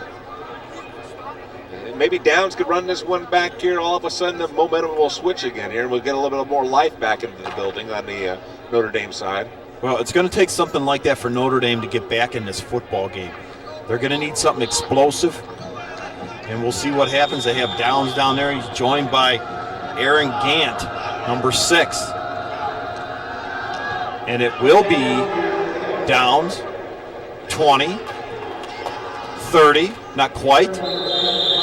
We'll call it the 28-yard line. So now Notre Dame start out on offense, and they really need a score here before the end of the third quarter. Well, with a team like Notre Dame, when it comes to special teams, especially kickoffs, because you're scoring a heck of a lot more than you're giving up. Your kickoff coverage should be good, and it's pretty solid, as you can tell. Nice defensive team, this St. Mary's club, although they've had a couple of drives here where they've allowed Notre Dame to kind of keep them on the field. They will make a run in the state playoffs. So 1st and 10 now, Wiley in the shotgun. He's on a rollout, and he's going to take off, and he's going to pick up 2 tough yards. So to bring up 2nd and 8, and Wiley could be playing his last quarter and a half here in an Irish uniform. Dominic Knight in on this tackle, but once again, St. Mary's doing a nice job of just making Wiley and Notre Dame keep stretching. No place to turn up. They kept stretching it out, and when you finally do that, those corners are going to have a chance to come up and help out. That's exactly what happened. They forced the ball to go back in, and it becomes a short gain for them, which they'll give up every time on first down. They always give up a yard. 8 in the box for St. Mary's. Wiley to throw. Got a man, and the catch is made by number 1, McDaniel. Nice catch. He had to go down to get it, and it's 1st and 10 Notre Dame. Actually, since the first quarter, they've looked pretty good offensively. Oh, you take away the first quarter, we got ourselves a 7-7 game. Let's take a look at this catch, though. Nice toss and catch, and only one person was going to make the catch, was receiver. Oh, yeah, he just drilled it right in there. Perfect placement, everything. 46-yard line now for Notre Dame, 1st and 10. You want to carbon copy that as many times as you can. Wiley, he's just going to take off and run. This is the call, and he's got 8 tough yards. And he'll come up about 2 short of a first down, and Notre Dame on the march. Yeah, and I think Notre Dame got fortunate there. That was very fortunate there. They didn't get a flag thrown on him for holding. Looked like Arrington was a little slowed up there for a second. I was kind of waiting for the official to grab the hanky, but they missed it. A little bit of a stretch of the jersey there. Just a little bit. 2nd and 2 now at the St. Mary 45-yard line. I won't mention names, but they know who they are. I know nothing. Wiley hands it off to Lemancy, and he's got some room to run. He's down to the 34-yard line. So again, Notre Dame showing flashes here. That's a nice run right there. They're picking up the chunks of yards that they need. Lemancy on the run, and it's 1st and 10, Notre Dame. And he's been pretty much quiet until that last run. And he was, he's gotten the ball a couple of times, obviously, in the first half, but hasn't had an opportunity to break loose like that. And so it's great to see him, get out there and see what he can do. He's 6 foot 186. Wiley hands the ball off inside, and I think it's Britt Page. And I'll tell you, he is a load, tough to bring down, so maybe you get a lot of dosages of him now, because I tell you what, he does bring some excitement. Let's see if he stays in the lineup. He gets 6 yards on that. It's 2nd down and 4 now. Yeah, I was talking about the ball handling of St. Mary's, but Wiley at that time showing us some skills as well. It was a beautiful fake after the handoff. They'd like to get this in by the end of the 3rd quarter. Wiley rolls out to his right, got a man over the middle, and you could see that hit coming, and the ball is jarred loose. Oh, nice defensive play that time by Nick. Kennel Snick. There you go. You knew the name was going to come up. Yeah, I did, but it shows you how much of a professional I am. I'm just staying away from it. Nothing wrong with that. 3rd down and 4.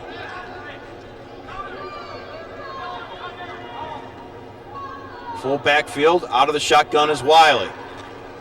Got a man. Oh, and the ball is tipped, I believe. And I think that might have been Arrington again. That brings up 4th down now. And there's a nice shot of big number 73, who we were talking about earlier in the game. Matt Brimmer, 6'3", 285 pounds. As you see, he's just standing there tall. I just call him bodyguard. You call him Sir. A lot of those nice names. So 4th and 4, and this could pretty much be it for Notre Dame, considering they're down by 3 touchdowns. They've got to have something happen on this play. No choice but to go for it. He's got him open, and he's got the 1st down. A beautiful pattern by number 1 there by McDaniel. He ran a perfect pattern, was wide open, and he gets the 1st down. Clutch 1st down there for Notre Dame. And McDaniel just running a simple pattern right here, just turning around, getting the ball delivered on the money. And right there in front of Allen, too. 17-yard line now for Notre Dame. Let's see if they don't go up top and try to get 6 in a hurry. Wiley hands the ball offside. It's Lemancy again. He's got some room to move. He's down to the 5. He might get in. He does. Touchdown in the corner. And it's 28-13. Nice running. You just talked about how he'd been quiet his last 2 plays. He gets a touchdown and a long run before that.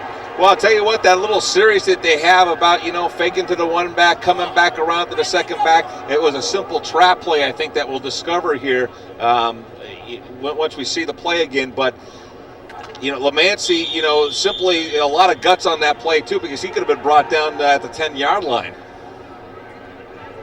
Probably should have been. Yeah, they had a couple shots at him. The kick is good, and it's 28-14. This one's not over. Well, let's take a look at this thing in here, and you'll see that how faking the football will actually move the defense into positions where you can get angle blocks on them. Now, see, here's the guard, comes out and pushes out just a simple. Number 60 wasn't even laying the leather on anybody. He was just able to get out there and get a hand on somebody who was coming up the field right there. Boom, look at that thing pop. Now, these 2 guys have to make the tackle right there. Lemancy makes them both miss. He gets up the football, gets into the end zone right there. Look at that, nice straight arm here. He avoids a man there and finally lunges for the end zone, gets in for the touchdown. Just a beautiful play altogether. And it was all set up by the fake to the fullback, getting the guard out there and allowing the defense to react to what you're trying to present to them, and also you cut back and you pop it. And Scotty even had a 2nd straight arm as he went down toward the goal line. So 28-14. Now there was a flag on that extra point, and you know what? Now there was a personal foul, I think, on St. Mary's after that kick. They're going to kick off from about the 45-yard line of St. Mary's. this could be a big turnaround here. Get a turnover or get them pinned in deep. You still got the whole fourth quarter to go. This game is still up for grabs. You have to onside it here. Why wouldn't you? Give them the ball at the 30, It's a possibility, you have some kind of squib here. They're not lined up to do so, but we'll see. St. Mary's definitely ready for anything. And they do kick deep. They're going for field position, but I don't know how much you want to do that because that's going to put it at the 20.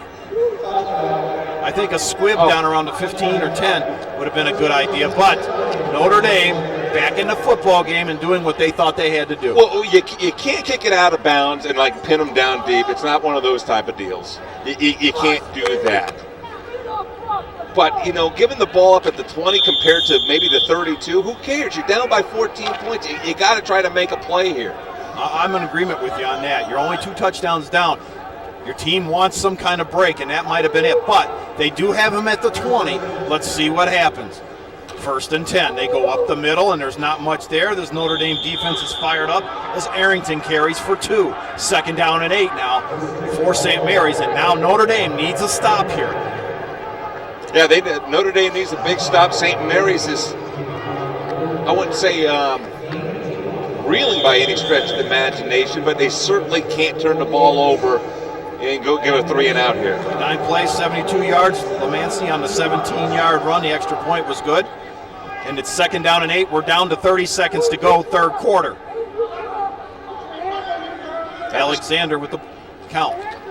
A rollout. He's looking. He's going to pick up some good yardage, and he's going to be short of a 1st down by 2, but he goes out of bounds. It'll stop the clock with 19 seconds, and now this could be the biggest play for Notre Dame on defense. Oh, without a doubt. They have to try to get a 3 and out here and get the football back. Their offense is obviously clicking. You had a 9-play drive in there. I think the other drive was a 5 or 6 play, and they had a 15 that didn't get anything, but it certainly established the tempo here for the second half. You take away the first quarter of this ball game, and this is dead even. Or actually, Notre Dame would be leading by 7. They didn't get a good spot. It's about 3.5 yards for a 1st down. They pitch it out, and he's got a lot of room to run, and he's got a 1st down and much more. I believe that was number 6. It might have been Arrington on the carry. Let's check and see. Check that, number 5. Travis with the carry, and he's got a 1st down. Nothing fancy about that. Just pitch it out, cut up the field. Everybody gets somebody in a different color jersey and get a hat on them. And, it's a huge play there for St. Mary's here to maintain the football here by the end of the 3rd quarter. Well, you know what? They didn't need to run another play. They run it out. We've played 3 quarters, and St. Mary's in control, but Notre Dame's still hanging around. They're one big play on defense from getting really back into this football game. We'll be right back. The score, St. Mary's 28, Notre Dame 14.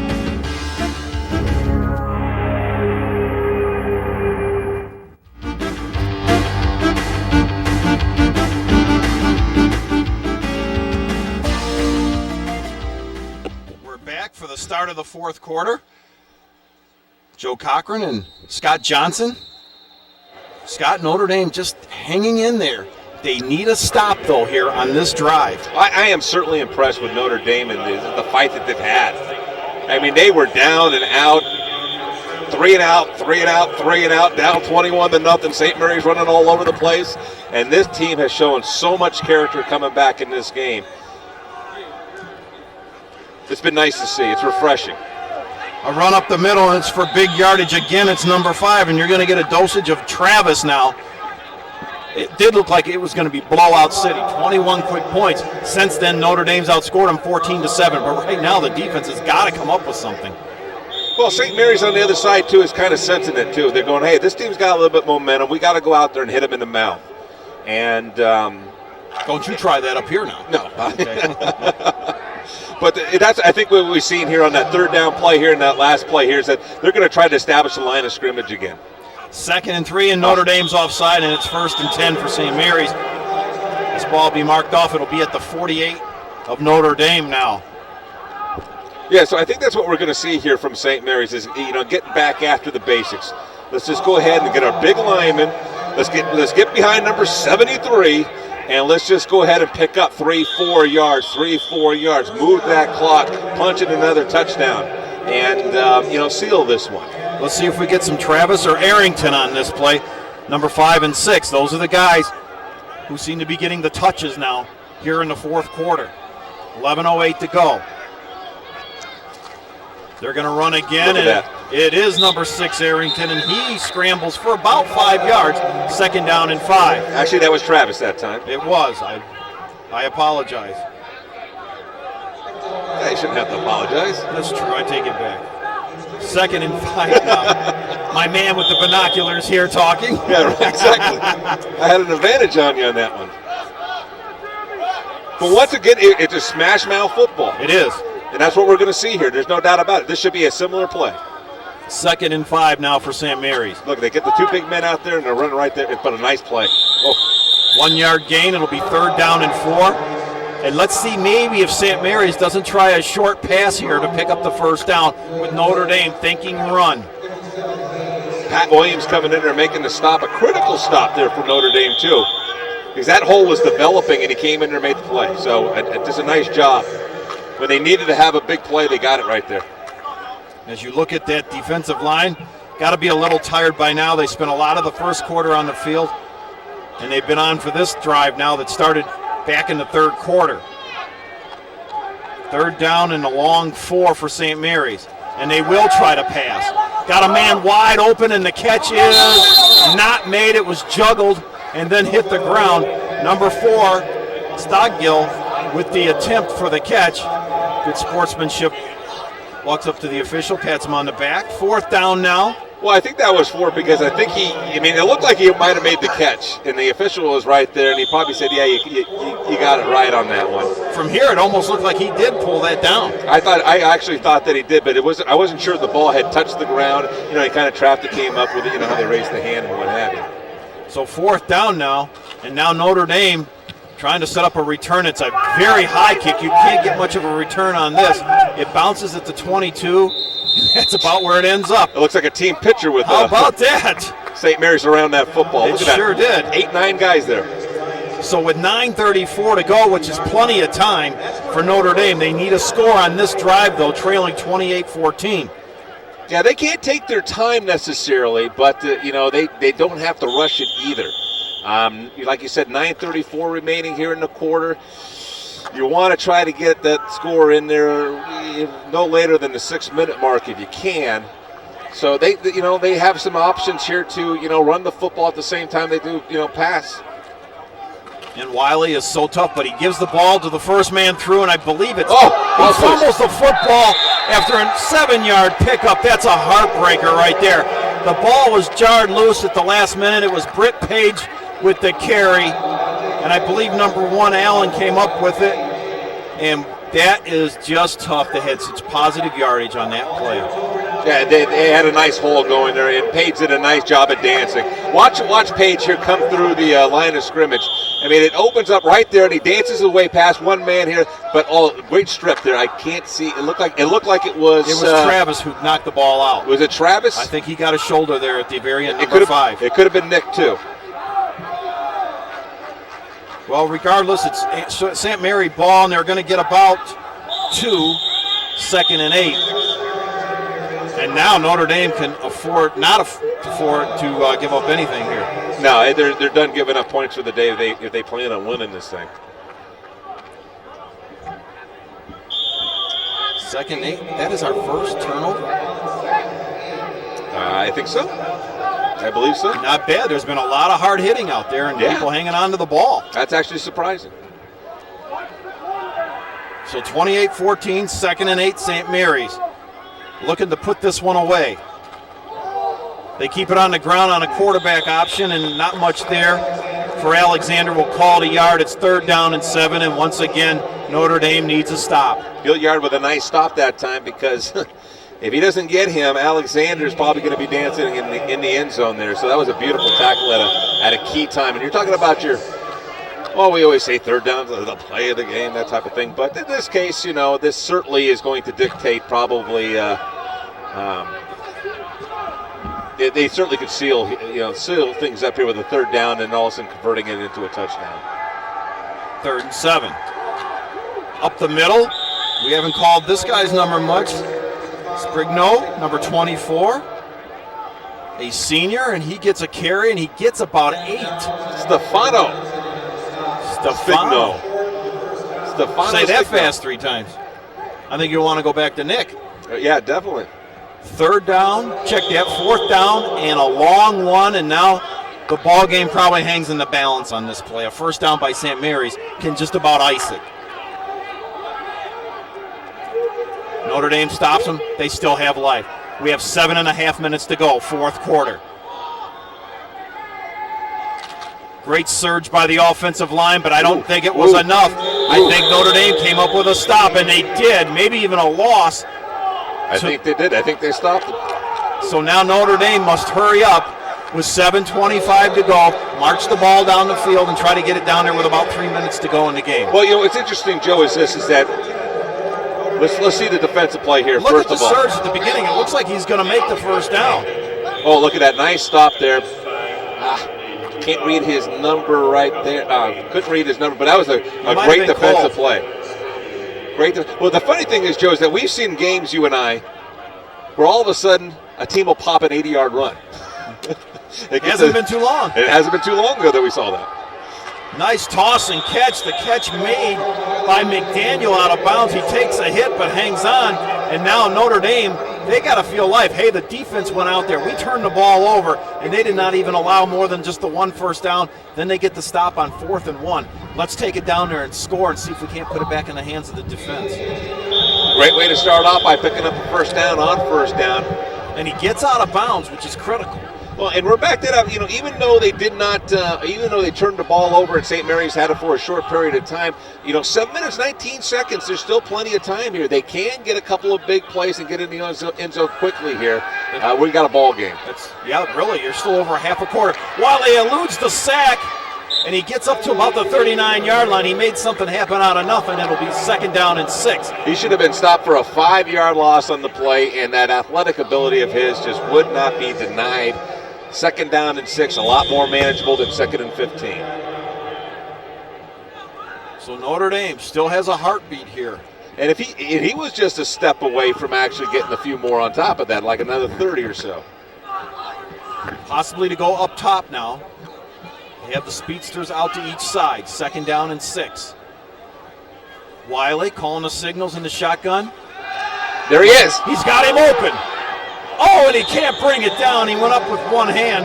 Again, that was McDaniel. And boy, if he would have made the catch, this place would have erupted for Notre Dame. Well, I'll tell you what, Wiley saw the same thing I did. As soon as McDaniel had that step, he wasted no time in throwing that football. They'll come back to that again because there was, as you saw there on the defensive alignment, it was basically one-on-one on the outside. There was no deep safety. Well, watch for 80, Hendon again. Yeah, they got Hendon out there. And possibly over the middle. He's a wide out right now. Number 1, McDaniel, now comes to the near side. 3rd and 6. Wiley fakes a handoff. He's in trouble. He's looking for some room to run. He's got some room. He's got a 1st down. He needs to tuck it down. There he 40, goes. 30. He may score. He's got a blocker. 10. Cuts inside. He's down to the 6-yard line. And what a great piece of running. Absolutely.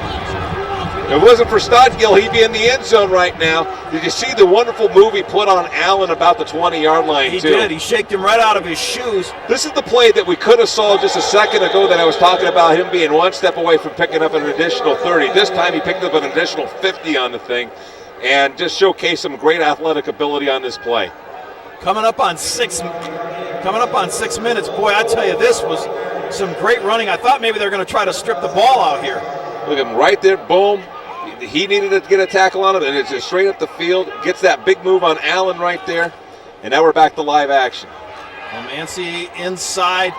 Might have got inside the 5-yard line. 2nd down and goal. Notre Dame knocking on the door, trying to make this a football game. They could cut it to 7 here and call on the defense to make a stop. All timeouts still remaining.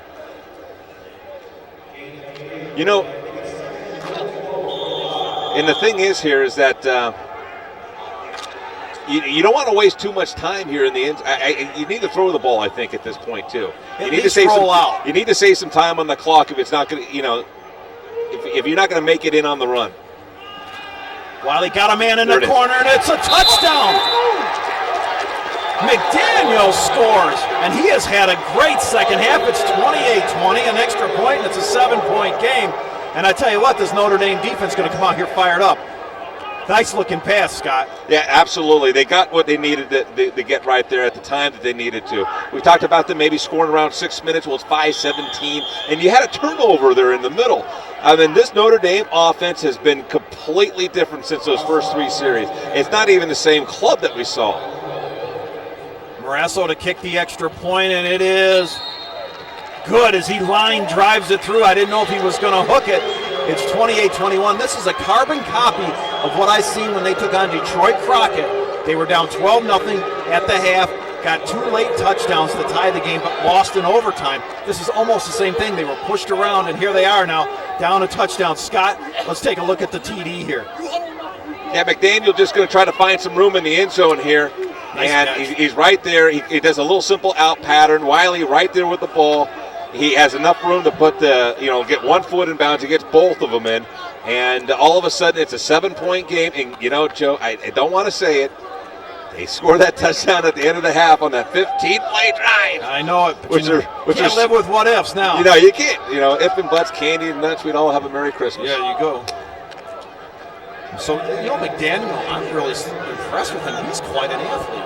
Yeah, he is. He makes catches. He runs with the ball. He's got speed. He's only a junior. I think big things for him next year. No, I like this Notre Dame ball club. 28-21. They've shown a lot of heart here. I mean, St. Mary's, after being so dominating in that first period. And, with over 5 minutes, they don't have to have a 3 and out. It would be great, but they do have some time to play with. The ball's picked up at about the 10, 20. Look out, Notre Dame needs some coverage. The kicker to beat at the 50, 40, 30, and chase down at the 23-yard line. And who came up with that tackle? Number 14 for Notre Dame. Edgar Martin, who's had several key tackles here today. What can you say about Dante Allen, though? I mean, he's well over a couple of 100 yards all-purpose today. And check him out here. He comes up, grabs that ball at the 10-yard line, and it is just speed. And look, break. As soon as he gets loose, he is gone. It's Downs on the tackle there. Oh, Downs comes up and makes the tackle. And Downs has been a key player, but St. Mary's gets exactly what they needed to have right there. Now they have a chance to really kind of put this game. 26-yard line. I don't want to say on ice yet because each time we start saying that, Notre Dame starts melting it. Well, what do you do here? I don't like to live in what if, but it's second and a long 8 now. Let's say they get it inside the 20 and it's 4th down. You try to ice it with a field goal. Got some decisions maybe to make here. Well, right now you're looking at 42 yards if it stays right where it's at. And, I'm not too sure what the range is here for St. Mary's, what they need to have. But certainly you want to have at least another 10 yards. You want to pick up a first down here and start chewing on that clock as much as possible as well. It was a Notre Dame drive of 6 plays, 80 yards. McDaniel the touchdown. They pitched the ball deep. He's got some room. 20, 15, 10, trying to find the end zone. Nearly had the ball knocked out. He goes down at the 5-yard line. And again, it's Travis. And right now, Notre Dame is up against it now. And I tell you, that kick return might have been the backbreaker. Oh, certainly. Special teams again. So critical to the game.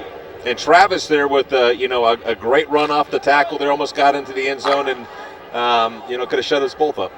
No, maybe not. Never. 1st and goal at the 5, and now St. Mary's kind of in a wishbone tee.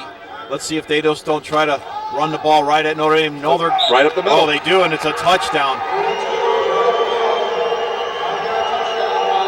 Number 32 for St. Mary's in the end zone, Jeremiah Reed, a senior, and that one may just about put it away with 3:54 to go.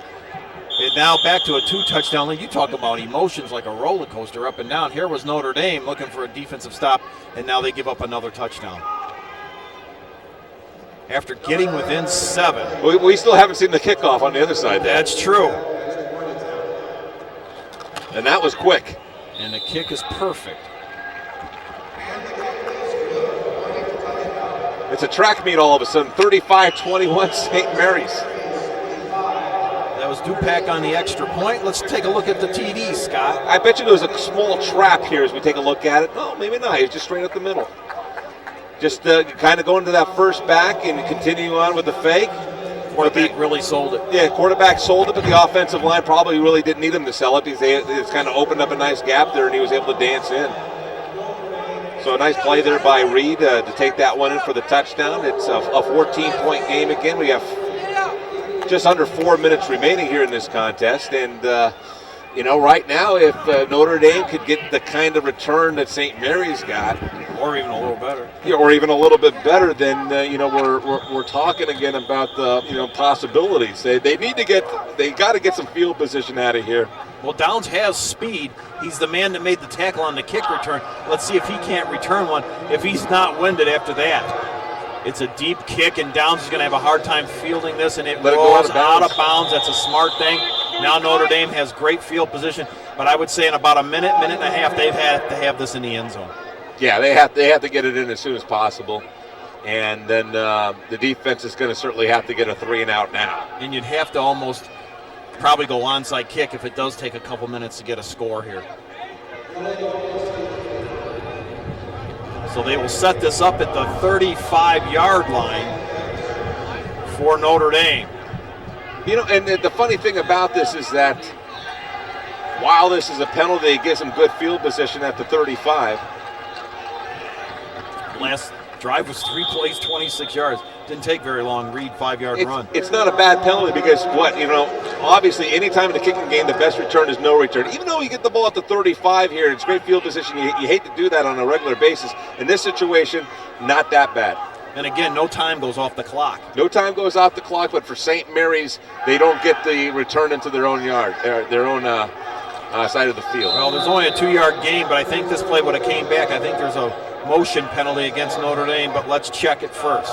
Yeah, there will be. Probably if you're St. Mary's, you probably decline it here if it is against Notre Dame, and I think it is. I'm not sure they have the option on this one. They may not. It's illegal motion, Notre Dame. And that you're probably right, and it's 1st down and 15 now for Notre Dame. They're going to have to go up top. The clock is now running.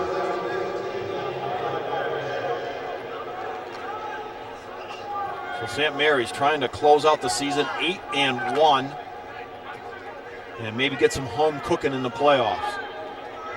Notre Dame trying to come up with that 4th victory. They come in 3-5, but they've got their work cut out.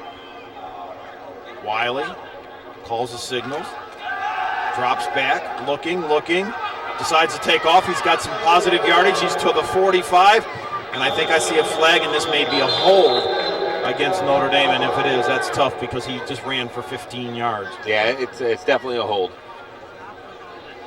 Yeah, it's definitely a hold here, and it's too bad because it was a nice run there for Wiley as he's desperately trying to get Notre Dame back into the end zone to give at least take a shot at an onside kick and what have you.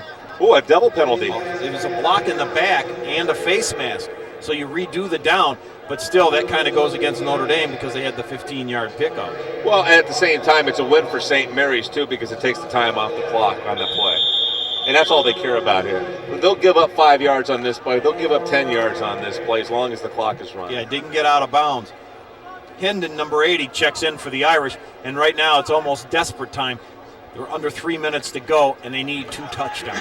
They'll trade 10 yards for 30 seconds off the clock anytime.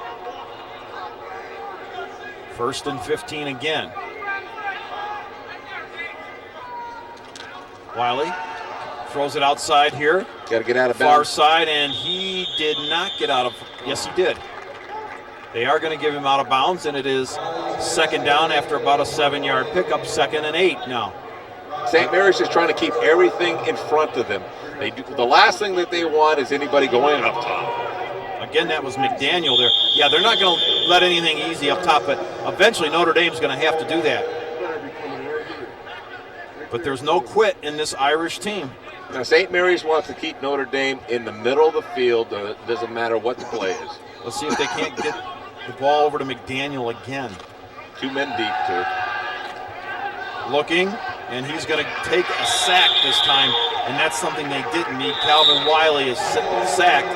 The clock will continue to run, and it's 3rd and long now.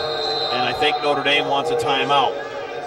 Folks, you do. If you'd like a copy of today's ball game, all you have to do is contact us at CTND, and you can do that in a variety of ways. Yes, you can. You can contact us by phone, which is 313-237-5938, or you can contact us by go ahead and visit us at the office, which is 305 Michigan Avenue in Detroit. And if you want to mail in or what have you, it's 48226. And you know what? If somebody's got a birthday or the holidays, it'd be a nice stocking stuffer. Oh, how about that? And I can think of some parents right now that would like to have a copy of this game. Yes, Dante Allen's parents. Yeah, probably. you got that right. Not to mention Alexander, and certainly on the other side of things, Wiley for sure. And how about like you said, Matthew McDaniels had a big game, and or if you're just a casual fan and of one of these schools. So Notre Dame comes back on the field after their timeout with 2:27 to go. 3rd and 11. Have to have a first down this player next, or St. Mary's will run out the clock. Wiley takes a snap, fakes it. He's got number 1 wide open, McDaniel, and he makes the catch at the 50. He was standing there for quite a while waiting on the ball, and he was hummed in there at the 50. He gets out of bounds, and again, Notre Dame stays alive. It's moving the chains. You'll see McDaniel's kind of camping out. Once again, no room to go up and over, so you come back and short a little bit, and McDaniel kind of just standing there at the 50-yard line, and Wiley able to deliver. Well, who would have thought when it was 21-0 that Notre Dame would be trying to keep hopes alive with 2:20 to go, but they are. Need a touchdown and an onside kick. Wiley finds McDaniel again, and the ball is too high, and there's a good hit out there by number 4 from St. Mary's, and that's Stockdale again on the hit. He's been on several key plays here today. 2:16 remaining in the ball game. 35-21, St. Mary's up by 14. But Notre Dame has not quit whatsoever in this contest. No, there's been no quit. And that's certainly something that they should be very proud of here, because they had every right to kind of just go ahead and go last game of the season down 21-0. We've had the ball 3 times. We've been 3 and out 3 times. Let's go ahead and just kind of cash this one in, but they have not done that by any stretch of the imagination. They have tested the St. Mary's club, and I guarantee you St. Mary's appreciates it. Long drop, and now he's going to be swallowed up at the 38 by a host of St. Mary's rushers, and now it's going to be 3rd and about 22. McLaurin, once again, coming in there and getting the hit on. He's been all over the place here defensively. Yes, he has. This whole defense has played awfully well in key situations. They've, surrendered a couple of big drives, but it seems like here, in the 4th quarter when they needed to make a play, they have. Whether it's been stripping the football like they did that one time, or coming up with a key sack. Well, they're going to call a timeout here. I think they're down to 1. So, indeed, if they score, they'll definitely have to go onside kick. But right now, they got to be thinking, let's get the first down. And they don't have to get it all in one play. Maybe a 10 or 12-yard pass pattern, and then get it in 2 chunks. Well, they got the work cut out for them. Let's say that. It is 3rd down, and it's a good 21 yards or so for them to get the football, or to get the first down. Maybe we'll call it 22, actually. There's George Shahady, and you talked about Notre Dame not quitting. That's part of the reason right there. And the thing about it is that, more likely they're going to finish the season at 3-6. And they're going to look at the, opportunities in this game. Obviously, Crockett and De La Salle, and go, we were that close to going 6-3. On a rollout is Wiley. He's looking for somebody, and the receiver had already gone out of bounds. And this play, the defender does not come down in bounds. It was very close. The receiver was run out of bounds, couldn't come back in and make the play. And it's 4th down now, and I think it's Hail Mary time. And Sean Windy gave that an effort to try to make that interception, but he was clearly out of bounds on the play. Let's take a look. He does a tightrope down the sideline there, the defender does, but and he's quick. It's lobbed up there, as you see couldn't really tell there. The receiver, you could tell for sure was out of bounds. He couldn't make a play. Yeah, you see him communicating, but he got knocked out of bounds. Wow, boy, I tell you what, that was a lot closer than I thought. The official right there, it's 4th down now and 22, and this is the ball game right here for Notre Dame. They go with a draw to the 42, and that will turn out the lights on this party with 1:52 to go. St. Mary's can come in and run about 3 or 4 plays, and they will be 8-1. Notre Dame will finish 3-6. Well, you don't have too many plays in the book that are drawn up for 4th and 22, to be quite honest with you. And you look at it and go, why did they draw on that one? But the moment of surprise is all they really had at that moment. That was the difference of Green Bay getting to the conference championship on a 4th and 28, and Philly got 29. Exactly. But you're right, it's rare, and there's not a whole lot of plays drawn up for it. No, so everybody's expecting the pass to happen down the field around the where the first down is, and sometimes if like we saw in the ball game that we covered earlier, sometimes they're concentrating so much on keeping everything in front of them or whatever. A play like that will work. It's just that St. Mary's was disciplined enough not to let that fool them, and they were able to get the trip up. So they take a knee the last play. It's 2nd down now. And right now you don't want to get any injuries or anything like that headed into the playoffs. Again, another knee, and they'll have to do it maybe 2 more times. And this one will be in the books. Both teams played well. Notre Dame just got a slow start after the first quarter. This was an evenly played ball game. It really, really was. It definitely was, and it was a good test for St. Mary's going into the playoffs. Notre Dame's got a lot to be proud of in this ball game, coming back from what they, what they tried to overcome. I mean, they at least got equal with what they had to overcome in that first half, and I think that's very surprising considering the way this game started. Well, they outscored them 21-14 after that.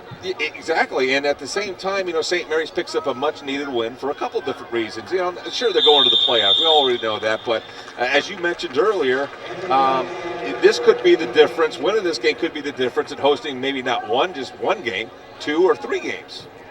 Exactly. And you don't know how the district's going to get chopped up. And I've seen some districts sometimes.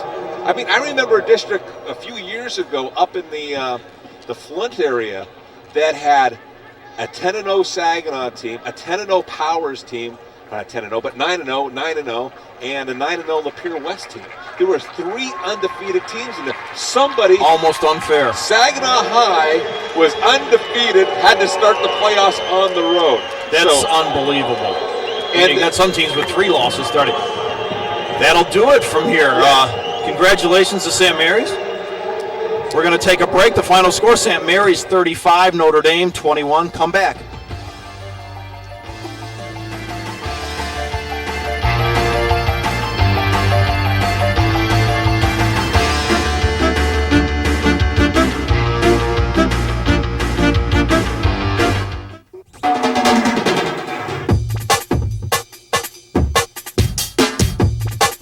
Education is the key to a successful future. A Catholic education teaches good Christian values which students will carry with them for a lifetime. For more information, call the Catholic High School in your area or the Catholic Schools office at 313-237-4676.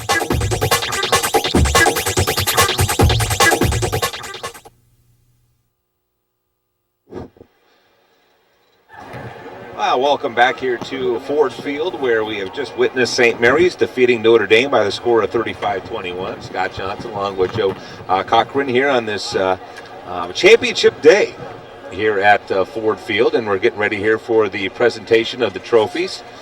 St. Mary's coming out in this ball game very aggressive, taking a 21-0 lead after the first quarter, and then Notre Dame fighting their way back in, actually outscoring St. Mary's from the first quarter on, 21-14, but falling short on the scoreboard as St. Mary's able to walk away with a 35-21 victory. So St. Mary's is going to pick up the hardware for this ball game. And let's go ahead and go down to the field announcer and give you the trophy presentation. First, to the wild card finalists, the Fighting Irish of Harper Woods, Notre Dame.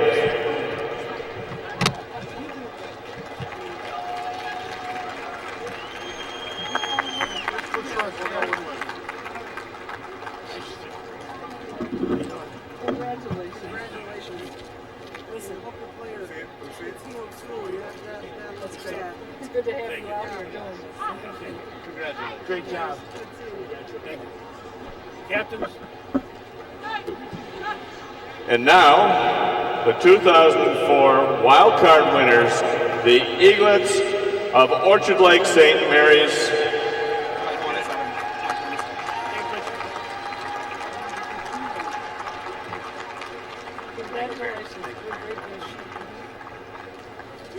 Good job, guys. Good job. Congratulations to both teams on this season and a great game.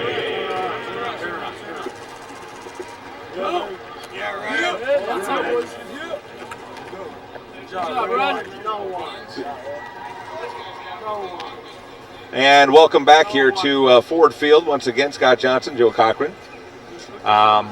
Just a tremendous ball game to broadcast today between Notre Dame and St. Mary's. At first, you thought that this thing was going to be a running clock situation in the second quarter, but they turned around, Joe, and got themselves back in this ball game. Fought hard in this game, but St. Mary's on the same side, came up with the big play. What was impressive about St. Mary's is that even though Notre Dame was chipping away at them, chipping away, it looked like they were going to seize the momentum and everything.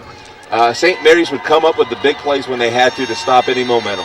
They did, and this is a great win because after they took the big lead, then they were pushed, and that could be good going into the playoffs. Instead of having a cakewalk, Notre Dame made them earn it, especially the last three quarters, and St. Mary's will now carry this momentum. I expect them to win a round or two. I want to thank everybody for joining us here.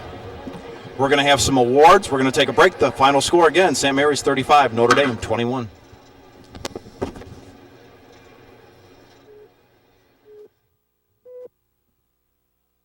Hi, everybody. I'm Dick Vitale. And if you're looking to support a great basketball program, head right to Detroit. That's right, the University of Detroit Mercy. An outstanding program. And in basketball, they win, baby. Perry Watson's kids play with discipline, and they play unselfishly. Get out to watch really great college basketball. The Titans, baby. The University of Detroit Mercy. They're awesome, baby, with a capital A.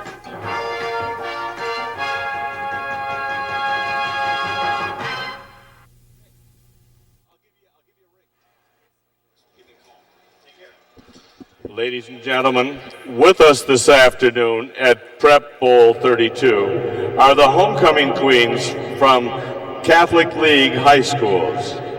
These outstanding young women represent the model students involved in activities and are supportive of many projects.